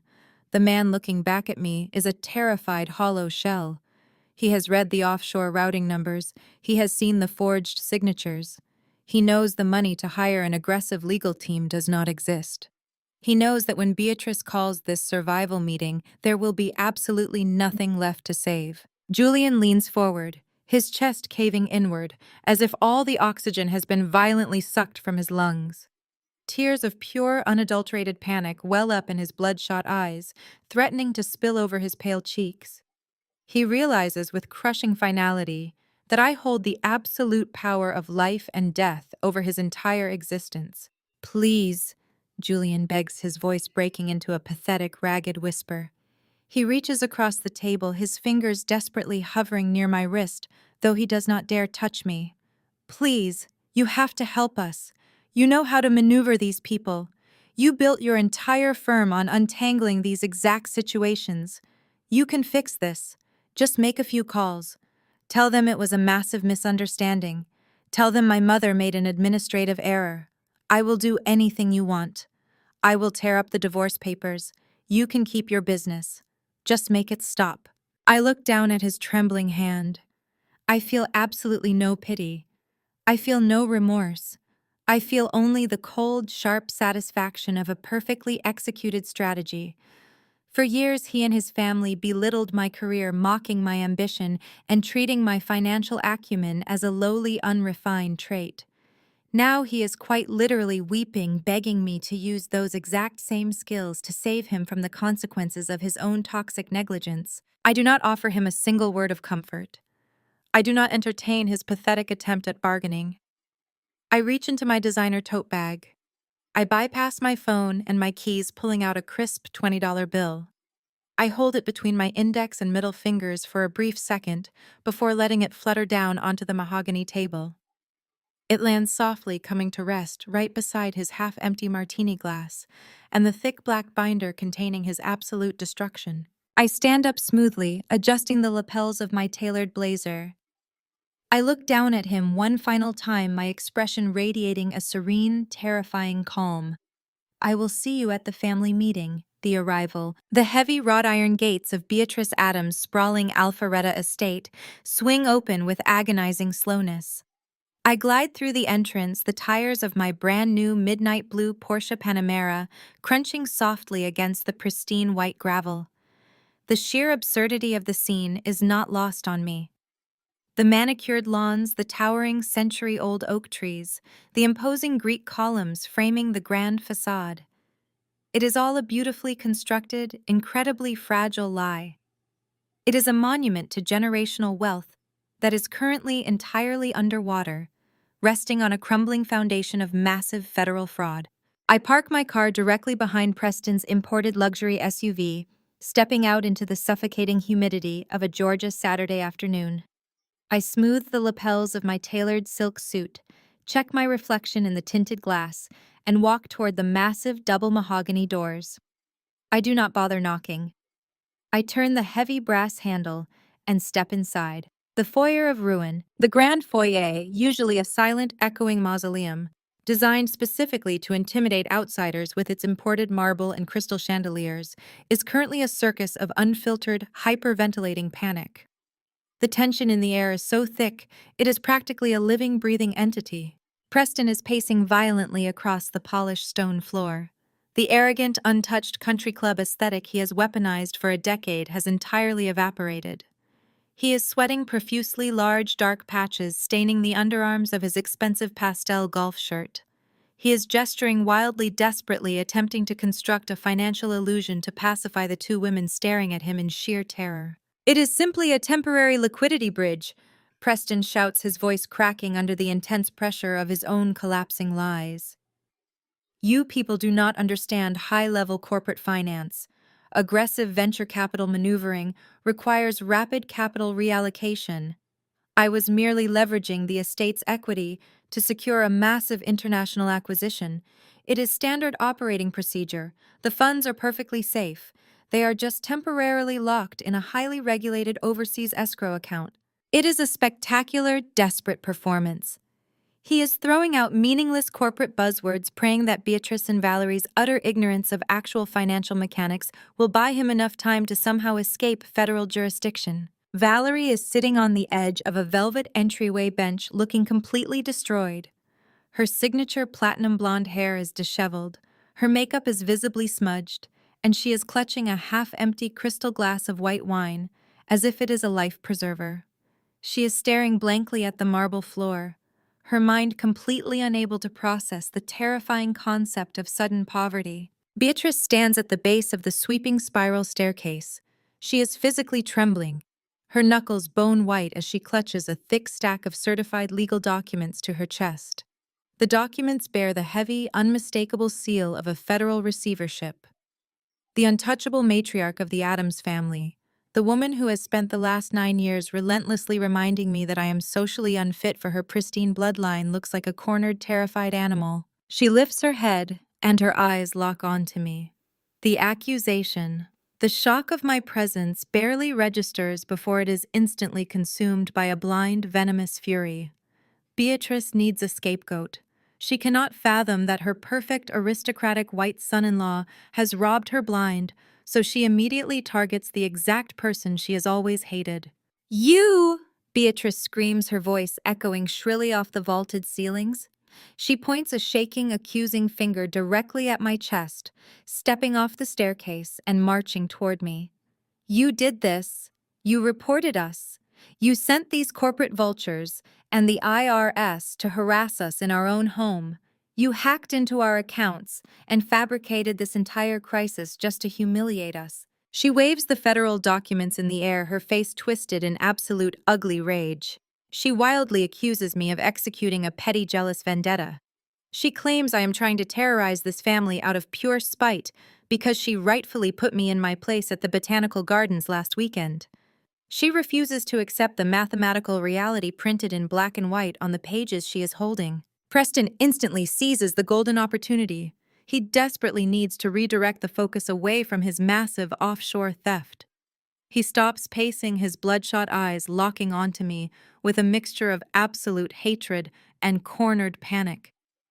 He lunges forward, stopping just inches from my face, his breath reeking of stale scotch and overwhelming fear.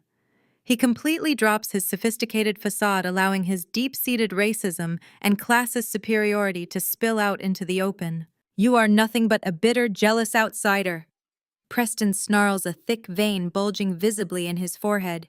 He practically spits the words at me, trying to use sheer volume to intimidate me into submission. "You have been obsessed with destroying our legacy since the day Julian dragged you into this house. You could never fit in. You could never belong in our world, so you decided to burn it down. You fabricated this entire audit just to steal our money, you pathetic gold-digging fraud." He raises his hand aggressively, pointing his finger directly between my eyes, completely unhinged by the reality of his impending federal indictment. He screams that he is going to countersue me for defamation. He vows to have me thrown in a federal penitentiary for corporate espionage and financial sabotage. He is loud, violent, and desperately trying to maintain the illusion that he is the victim of my malicious accounting. I do not flinch. I do not step back. I stand perfectly still, staring at his sweating, terrified face, with a gaze made of absolute ice. The pathetic plea. Suddenly, a figure moves from the dark shadows of the adjoining formal dining room. It is Julian. He looks like a walking corpse. He has not slept. He has not shaved. And the reality of his empty trust fund has completely shattered his reality. He steps slowly between Preston and me, attempting to place himself as a physical barrier. But it is a hollow, pathetic gesture. He does not yell at Preston. He does not demand accountability for the stolen millions. He does not confront his mother for signing the authorizations that ruined his future. Instead, Julian turns to face me. His eyes are brimming with hot, desperate tears of absolute panic. He is entirely broken, a weak man looking for his mother to save him, but realizing his mother is the one who handed over the keys to the kingdom. He reaches out his hands, trembling violently, and grabs the sleeves of my blazer. "Chloe, please!" Julian begs, his voice cracking into a ragged, pathetic sob. He completely ignores Preston's violent outbursts and Beatrice's hysterical screaming. "Please! You have to fix this. Just call the lawyers off. Call the federal receivership and tell them it is a mistake. Tell them you made an error in the audit. We will lose the house. We will lose everything. Just make one phone call and make them go away." He stares at me, genuinely believing that I hold the magical power to simply erase massive systemic federal wire fraud with a single apology. He wants me to cover for them. He wants me to clean up the toxic radioactive mess they created, just like I have always done for him. He wants the woman they despise to be the ultimate savior of their dying dynasty. I look down at his hands clutching my jacket. I look at Beatrice hyperventilating by the staircase. I look at Preston sweating and terrified. I look back at my husband. I slowly reach up and peel his trembling fingers off my silk sleeves. I shake my head. I do not look at Julian again. His pathetic, trembling form is no longer relevant to the mechanics of this destruction. I step around him, treating his physical presence with the exact same dismissive indifference he showed me for the entirety of our marriage. Preston is still shouting, his face a mottled, furious red, as he hurls threats of corporate espionage and federal lawsuits at my back. His voice is a desperate grating noise, but I tune it out entirely. I walk right past him, the sharp click of my heels ringing out against the imported Italian marble. I move to the exact center of the grand foyer. I stop and slowly tilt my head back, letting my eyes trace the sweeping curve of the vaulted ceiling. Suspended directly above me is the Addams family's prized possession, a massive tiered baccarat crystal chandelier. When Julian first brought me to this estate a decade ago, that chandelier was designed to intimidate me, to remind me of the vast, insurmountable gulf between my working class background and their generational royalty. Now the afternoon sunlight catches the hundreds of precision-cut prisms, throwing fractured rainbows across the pristine walls, and I feel absolutely nothing but profound disgust. I know exactly how much that fixture costs. More importantly, I know exactly which forged secondary loan paid for its installation. Every glittering piece of crystal hanging above my head was purchased with stolen money. The entire architectural majesty of this estate is nothing but a beautifully decorated crime scene. I lower my gaze and fix my eyes directly on Beatrice. She is still cowering at the base of the spiral staircase, clutching the crumpled federal receivership notice against her chest, as if the thick parchment might somehow shield her from reality. Her breathing is shallow and rapid. I walk toward the antique mahogany console table positioned near the entryway. I reach into my designer tote bag and extract the first set of documents from the comprehensive forensic audit. It is a heavy, undeniable stack of certified bank records, unredacted property deeds, and default notices. I do not hand them to her. I lift the stack high enough for her to see the bold, red federal stamps, and then I drop the entire file onto the polished wood of the console table. The heavy, authoritative smack of paper hitting wood echoes loudly, instantly slicing through Preston's frantic background, screaming and shocking the foyer into a dead, suffocating silence. "I did not report you, Beatrice." I state, my voice ringing out with a cold, terrifying serenity that commands the absolute attention of every single person in the room. The IRS is not my personal vengeance squad. I did not hack into your accounts, and I certainly did not fabricate a financial crisis just to embarrass you at a country club. The federal authorities are here because the math finally caught up with you. I take a single deliberate step toward her. I watch her pale eyes dart nervously toward the documents on the table. The bank audited you because you defaulted on 3 shadow loans. I continue enunciating every syllable with lethal precision. 3 massive high-interest unregulated shadow loans that Preston took out directly against the equity of this very house. The words hang in the stagnant air of the foyer. I watch the psychological gears inside Beatrice's mind violently grind to a halt. The truth is sitting right there on the table, bearing the official seals of the financial institutions she has trusted for decades. But her deeply ingrained generational prejudice completely overrides her basic survival instincts. She looks at Preston. He is standing a few feet away, sweating profusely, his expensive pastel golf shirt, stained and rumpled, his eyes darting frantically toward the front door, as if calculating his chances of outrunning a federal indictment. He looks entirely, undeniably guilty, but Beatrice refuses to see it. Her aristocratic denial is a spectacular, impenetrable fortress. She cannot fathom a reality where a white man from a prominent, socially acceptable family, a man who wears imported bespoke suits and speaks with the correct pedigree, could possibly con her out of her ancestral home. It breaks every fundamental rule of her deeply racist, classist worldview. Instead of confronting the thief standing in her own foyer, Beatrice violently rejects the data and turns her vitriol entirely back onto me. She aggressively shakes her head, her face twisting into a mask of ugly, desperate defiance. She points a trembling finger at the stack of bank records, flatly refusing to step closer to read them. She loudly declares that Preston is a financial genius. She uses those exact words, her voice cracking with manufactured indignation. She insists that Preston is simply executing a highly sophisticated, aggressive venture capital maneuvering strategy to restructure their wealth portfolio.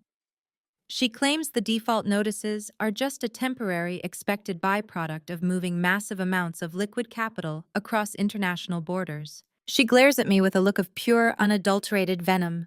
She bitterly accuses me of not understanding the complex nuances of elite wealth management.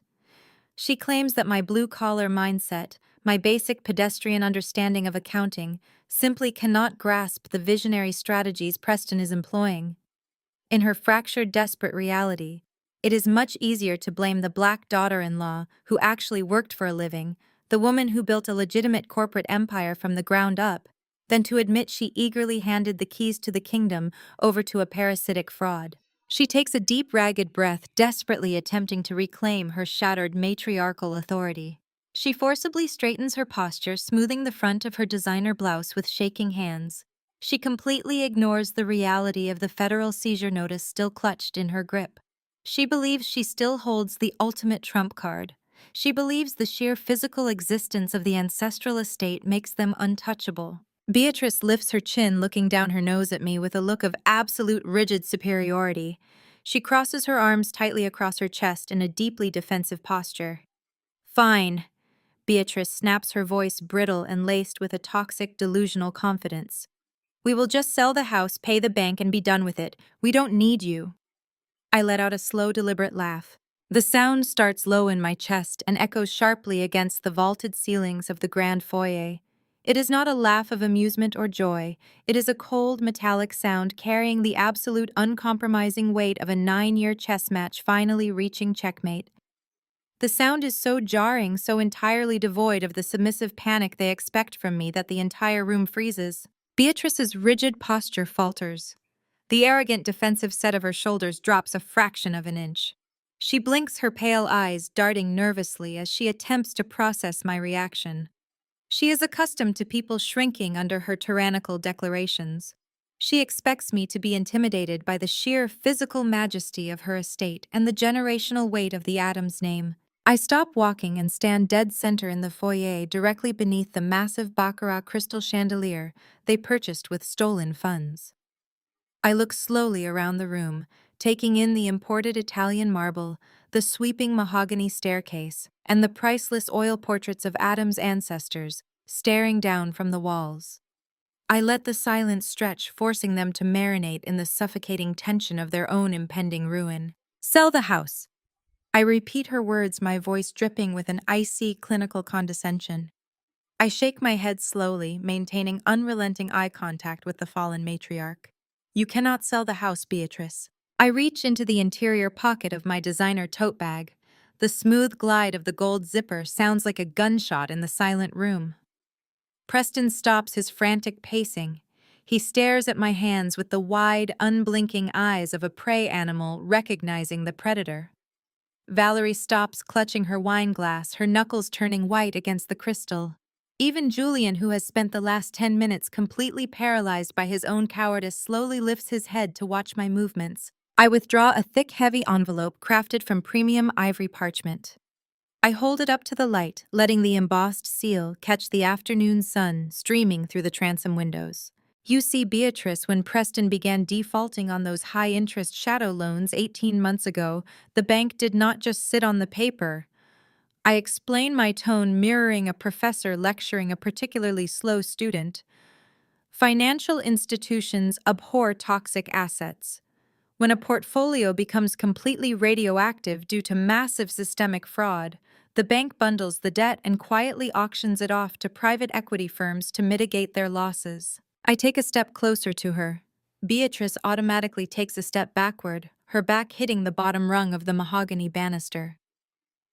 My holding company aggressively monitored those specific corporate debt auctions.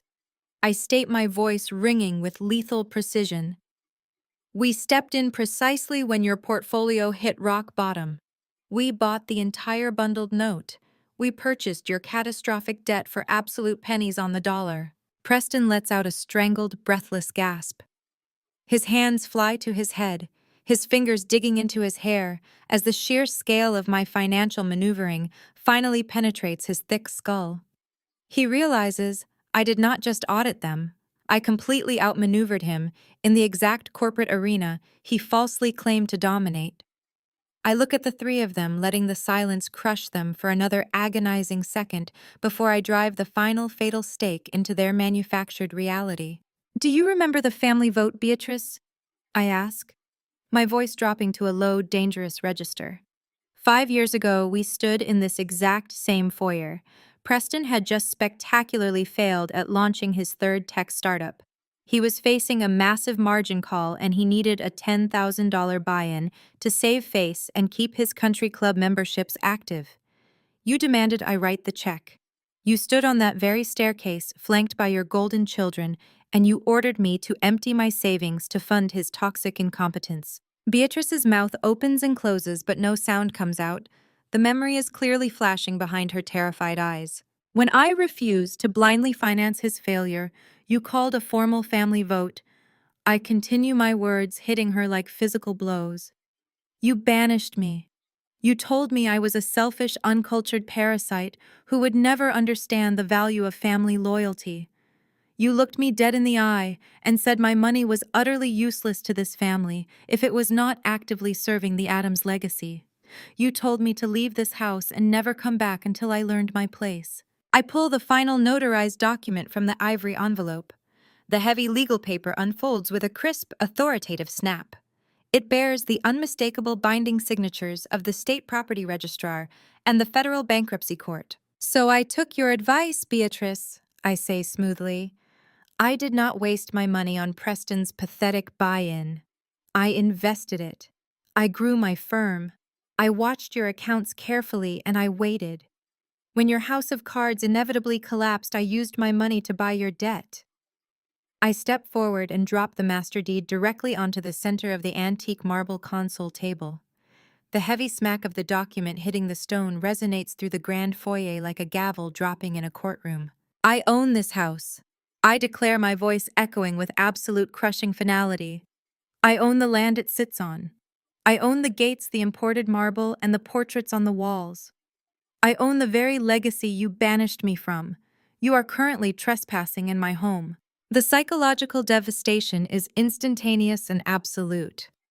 Beatrice lets out a hollow, ragged wheeze and physically collapses against the banister, her legs giving out as the reality of her total destruction finally shatters her delusion. Preston falls to his knees on the marble floor, his hands covering his face as he begins to hyperventilate. But it is Valerie who breaks the most violently. The pristine, untouchable socialite completely fractures.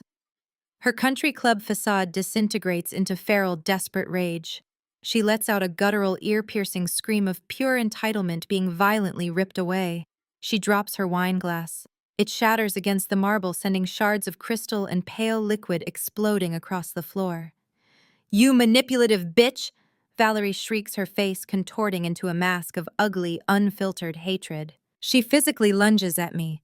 Her manicured hands stretch out like claws, aiming directly for my face.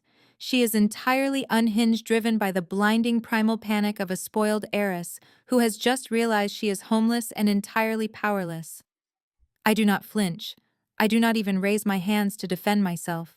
Before Valerie can close the distance between us, Julian finally snaps out of his paralyzed daze. He moves with a sudden, desperate burst of adrenaline born entirely of terror. He throws himself into Valerie's path, intercepting his sister mid-lunge. He grabs her arms, wrestling her backward as she thrashes and screams, her designer heels slipping wildly on the spilled wine and broken glass. "Stop it, Val! Just stop!" Julian yells, his voice cracking with hysterical panic as he struggles to restrain her. "It is over. Look at the paper, she owns it. It is over." Valerie continues to scream, fighting against her brother with wild, chaotic energy. Julian shouts her name again, desperately trying to shake her into reality. But Julian's frantic yelling is suddenly and completely drowned out. A new massive sound erupts from outside the estate. It is the rhythmic, heavy crunch of thick tires tearing up the pristine white gravel of the circular driveway. It is not just one vehicle, it is a convoy. The loud mechanical slam of heavy car doors echoes through the front courtyard, followed immediately by the sharp, authoritative crackle of a police megaphone cutting through the humid Georgia air. The crackle of the megaphone outside the massive mahogany doors reverberates through the grand foyer, but the sound barely registers in Beatrice's mind. Her entire universe has violently shrunk down to the single sheet of ivory parchment resting on the antique marble console table. Valerie's hysterical feral screams become nothing more than muffled background noise. Julian's frantic attempts to restrain his sister blur into irrelevance. Beatrice takes a slow, trembling step forward. Her arm reaches out, moving with the jerky, uncoordinated stiffness of a malfunctioning marionette. Her manicured index finger hovers over the master deed. She traces the embossed seal of the state property registrar. She reads my signature. She reads the bold, undeniable legal language verifying the transfer of the estate's debt, the foreclosure, and the absolute forfeiture of her ancestral home. The impenetrable fortress of her aristocratic denial shatters into a million jagged pieces. Her knees violently buckle. She does not faint with the refined grace she has spent a lifetime cultivating. She drops like a stone. She falls backward into the antique velvet-upholstered Louis XIV armchair, positioned near the base of the sweeping staircase. The impact forces a hollow, ragged wheeze from her lungs. Her hands fly immediately to her throat, her fingers desperately clutching the heavy strand of imported South Sea pearls resting against her collarbone. She grips the jewelry so fiercely that the silk string audibly groans under the intense pressure, the pearls biting deep into her pale skin. Beatrice is hyperventilating, drawing in shallow, frantic gasps of air. The woman who spent an entire decade orchestrating my alienation, the matriarch who hosted lavish charity galas specifically to flaunt her generational supremacy, is now a common trespasser sitting in my foyer. She looks up at me, her eyes completely stripped of their venom and superiority. They are replaced entirely by the hollow, vacant stare of absolute defeat. She opens her mouth perhaps to hurl one final desperate insult, or perhaps to beg for mercy, but her vocal cords fail her completely. She has been silenced by the very woman she declared socially unfit. While Beatrice disintegrates into a catatonic state and Valerie continues to thrash and sob wildly in Julian's arms, Preston makes his move. The authoritative demands blaring from the security team outside strip away the last remaining fragment of his polished country club facade. He is no longer the arrogant venture capitalist looking down on the working class. He is a cornered, desperate fraud staring down the barrel of a multi-decade federal prison sentence. Self-preservation completely overrides any lingering pretense of marital devotion or family loyalty. He spins away from the heavy front doors, his eyes darting frantically across the vast expanse of the foyer. He ignores his weeping wife. He ignores his collapsed mother-in-law. He sprints directly toward the large cedar coat closet tucked discreetly beneath the curve of the spiral staircase. He violently yanks the brass handle, throwing the heavy wooden door open so hard it bounces off the interior wall. He reaches blindly past the rows of expensive cashmere winter coats, pushing them to the floor, and drags out a heavy, dark canvas duffel bag. The sudden chaotic movement catches Valerie's attention. She stops fighting Julian. Her tear-stained face snaps toward the closet, her eyes widening as she processes the sight of the bag clutched in her husband's hands. The horrifying realization washes over her, instantly sobering her hysteria. He packed a bag. He knew this exact collapse was imminent. He was fully prepared to abandon his wife and her mother, leaving them to face the wrath of the federal government and the IRS completely alone, while he slipped away with whatever stolen funds he had managed to successfully launder into offshore accounts. "Preston," Valerie whispers, her voice a raw, jagged edge of utter betrayal. "What is that? Where are you going?" Preston does not even bother to look at her. He hoists the heavy canvas strap over his shoulder, his chest heaving as he checks the face of his platinum wristwatch. "I am leaving Valerie." Preston snaps, his voice dripping with pure, unadulterated contempt. "The offshore accounts are frozen. The shell companies are compromised. I am not spending the next 20 years rotting in a federal cell because your mother was too stupid to read the secondary loan documents she signed." Valerie screams his name, a horrifying, piercing sound of complete and total devastation. Julian releases his sister and steps toward Preston, his fists clenched in a pathetic, delayed display of masculine outrage. "You coward!" Julian yells, his voice shaking with a mixture of fear and anger. "You stole from us. You completely bankrupted my mother. You are not walking out of here." Preston lets out a sharp, derisive bark of laughter. He does not view Julian as a threat. He never has. Preston steps directly into Julian's personal space and shoves him violently backward with both hands. Julian stumbles awkwardly, his polished leather loafers slipping on the marble floor where Valerie's wineglass shattered moments earlier. He crashes hard onto his back, gasping as the air is knocked from his lungs. Preston sneers down at his fallen brother-in-law. Grow up, Julian. You wanted the lavish lifestyle, and you absolutely did not care how it was funded. Do not act like a martyr now. You are just as guilty as the rest of us. Preston turns his manicured hostility toward me for one brief, venomous second. He adjusts the strap of his duffel bag, his eyes burning with frantic, desperate hatred. You think you won? Preston seethes, taking a step backward. You just bought the deed to a sinking ship. Enjoy the wreckage. He spins on his heel, making a desperate sprinting dash toward the arched hallway leading to the massive catering kitchen and the rear service exit. He clearly intends to cut through the manicured botanical gardens and disappear into the dense wooded tree line backing the property before the authorities can secure the perimeter. He takes exactly 3 steps. Before his hand can even brush the brass hinges of the swinging kitchen doors, the atmosphere outside the estate violently and irrevocably shifts. The distant rumble of the approaching vehicles is suddenly eclipsed by a deafening, terrifying noise. The piercing, unmistakable wail of multiple police sirens echoes aggressively up the long, winding gravel driveway. The sound bounces off the stately oak trees, entirely shattering the quiet afternoon air. A blinding barrage of flashing red and blue lights violently pierces the gloom of the foyer. The strobing, frantic colors reflect sharply against the grand floor-to-ceiling windows, washing over the stolen crystal chandelier, the polished marble floors, and the terrified, trapped faces of the Addams family. The heavy vehicles slam into park, the sound of screeching brakes stopping right outside the wrought iron front gates. The heavy double mahogany doors do not simply open, they are breached. A flood of dark tactical gear, sharp commands, and heavy boots surges into the pristine grand foyer. The flashing red and blue lights from the driveway slice through the open doorway, casting violent, chaotic shadows across the imported marble and the shattered crystal on the floor. These are not private process servers. They are not bank representatives here to enforce an eviction. They are a coordinated strike team of federal agents and local law enforcement, and they operate with terrifying clinical efficiency. Preston does not even make it to the kitchen archway. 2 heavily armed agents intercept him immediately. One grabs the collar of his expensive pastel golf shirt, violently spinning him around. The heavy canvas duffel bag slips from his shoulder, hitting the marble floor with a heavy thud. The zipper bursts open on impact, spilling banded stacks of $100 bills and 3 different international passports directly at the feet of the federal agents. It is the undeniable, pathetic visual proof of a desperate criminal attempting to flee.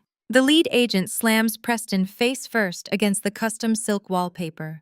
The resounding smack of his body hitting the wall completely shatters the last remaining illusion of the Addams family's untouchable aristocratic grace. Preston Vance, you are under arrest for conspiracy wire fraud and grand embezzlement. The lead agent barks, his voice carrying the absolute uncompromising weight of the federal government. The sharp metallic click of steel handcuffs ratcheting around Preston's wrists echoes through the room. Valerie entirely loses her mind. The reality of her husband being physically restrained and treated like a common criminal completely breaks her fragile psyche. She lets out a hysterical, blood-curdling scream and lunges toward the arresting officers. "Get your hands off him!" Valerie shrieks, her voice tearing at the seams.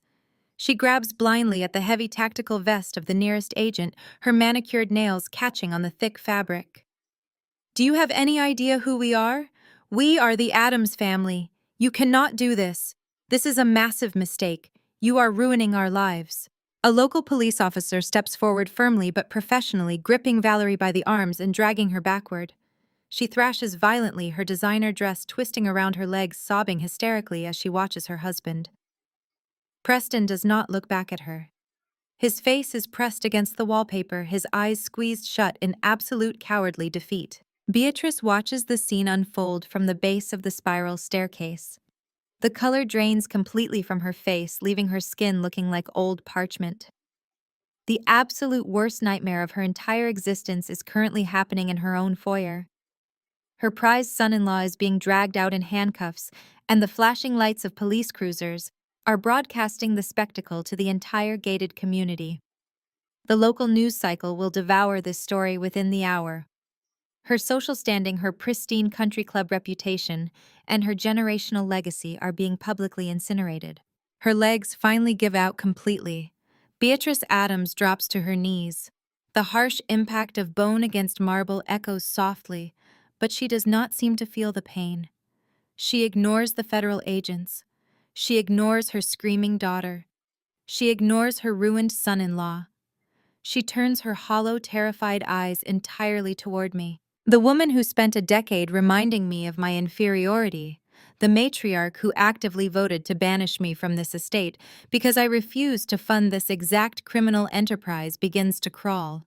She literally drags herself across the cold marble floor, her expensive silk skirt dragging through the spilled white wine and shattered glass. "Chloe, please." Beatrice begs, her voice reduced to a pathetic, ragged whimper. She stops just inches from my polished heels, staring up at me with tears streaming down her lined face. "Please, Chloe. You have the money. You bought the debt. You have millions. You have to pay his bail. You have to hire the lawyers to squash this before the media gets the story. They will put us on the front page. They will ruin the Adams name forever. We are your family. Please save us." I look down at the groveling woman at my feet. I feel a profound, chilling sense of peace. "We are not family, Beatrice." I state, my voice radiating a cold, detached finality. "You made sure of that 5 years ago." I slowly lift my gaze from Beatrice and look directly across the foyer. Julian is standing exactly where Preston shoved him moments ago. He is completely paralyzed. He is watching his mother beg on her knees and his brother-in-law get hauled away in chains. He has done absolutely nothing to stop any of it. He is a weak, hollow man who allowed his family to destroy his marriage because it was easier than standing up for the truth. "Look at them, Julian," I demand, my voice cutting cleanly through Valerie's background sobbing. Julian flinches, his bloodshot eyes locking onto mine. "You stood in this very room and let them throw me out." I remind him, the memories fueling the sharp edge of my words. "You watched your mother banish me because I refused to blindly write a $10,000 check to fund a con artist. You stayed silent while they insulted my background, my intelligence, and my worth. You chose to protect a family that was actively robbing you blind, and you discarded a wife who went out and built an actual empire." Julian opens his mouth, tears spilling over his cheeks, but a pathetic, strangled sob is the only sound he can produce. "I am not paying a single cent to save this family," I announce, looking back down at Beatrice. "Preston can rot in a federal cell and you can watch your reputation burn on the evening news." I look up and give a sharp, silent nod to the lead federal agent.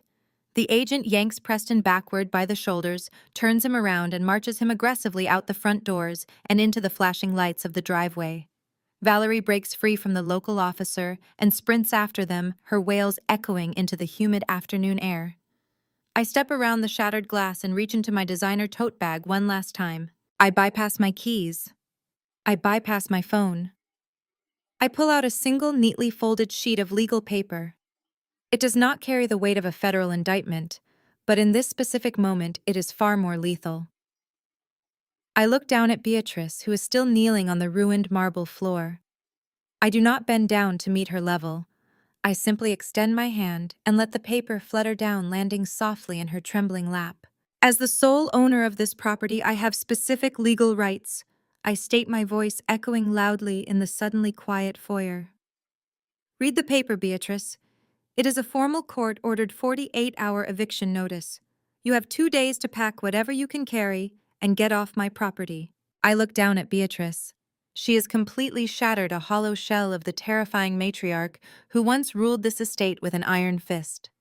Her trembling fingers trace the bold, black lettering of the eviction notice, her mind completely unable to process the absolute finality of her situation.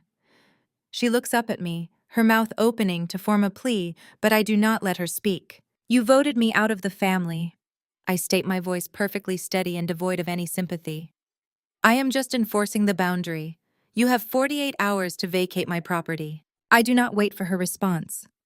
I turn my back on the weeping woman on the floor, step over the shattered crystal, and walk past Julian, who remains frozen in a pathetic state of shock.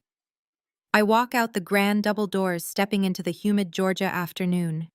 The federal agents are actively loading Preston into the back of an armored SUV while Valerie screams hysterically on the pristine white gravel. I slide into the driver's seat of my Porsche, ignite the engine, and drive smoothly down the long, winding driveway, leaving the Addams family to drown in the absolute wreckage of their own making. 3 months later, the morning air is crisp and cool. I stand on the sweeping back balcony of the Alpharetta estate, wrapping both hands around a warm ceramic mug of dark roast coffee. I take a slow sip, letting the absolute, unbroken tranquility of the property wash over me. There are no frantic phone calls from creditors. There are no condescending remarks echoing from the formal dining room. There is only the gentle rustle of wind through the ancient oak trees and the bright, uninhibited sound of my son laughing. I look down at the expansive, manicured lawn. Malik is running at top speed, his small legs carrying him across the vibrant green grass as he chases a brightly colored soccer ball. He trips, tumbles into a soft roll, and immediately bounces back to his feet with a massive, gap-toothed grin. He is entirely carefree, completely insulated from the toxic, suffocating pressure that once infected every square inch of this property. Watching him play on the very grounds where I was constantly told I did not belong brings a profound, anchoring sense of peace to my chest. The transition from chaos to this absolute serenity was brutal, but remarkably swift. Once the federal government seized Preston's remaining assets and indicted him on multiple counts of wire fraud, embezzlement, and conspiracy, the remaining fragments of the Addams family instantly collapsed. My divorce from Julian was finalized with clinical efficiency. Without access to his grandfather's drained trust fund or the equity of the estate, Julian had absolutely zero leverage. He attempted to mount a desperate legal defense, asking for alimony and a share of my accounting firm, claiming he had supported my entrepreneurial endeavors during our marriage. My attorney simply presented the judge with the certified records of Julian's complicity in Preston's shadow loans and the sheer volume of marital funds Julian had recklessly squandered. The judge threw out his ridiculous demands in under 10 minutes. I walked out of that courtroom retaining 100% ownership of my business, all of my personal assets, and most importantly, full uncontested custody of Malik. Julian is now a ghost of a man, stripped of his arrogant bravado, relying on a court-appointed public defender to navigate his tangential involvement in the federal investigation. The mighty, untouchable Addams family has been completely erased from Atlanta high society. The country clubs immediately revoked their memberships. Their wealthy friends, terrified of being linked to a massive federal fraud scandal, severed all ties overnight. Beatrice and Valerie are no longer hosting lavish charity galas or judging the attire of their peers. They are currently drowning in insurmountable legal fees and absolute social ruin. Unable to secure a single loan, they were forced to move into a cramped, outdated two-bedroom rental apartment on the far industrial outskirts of the city.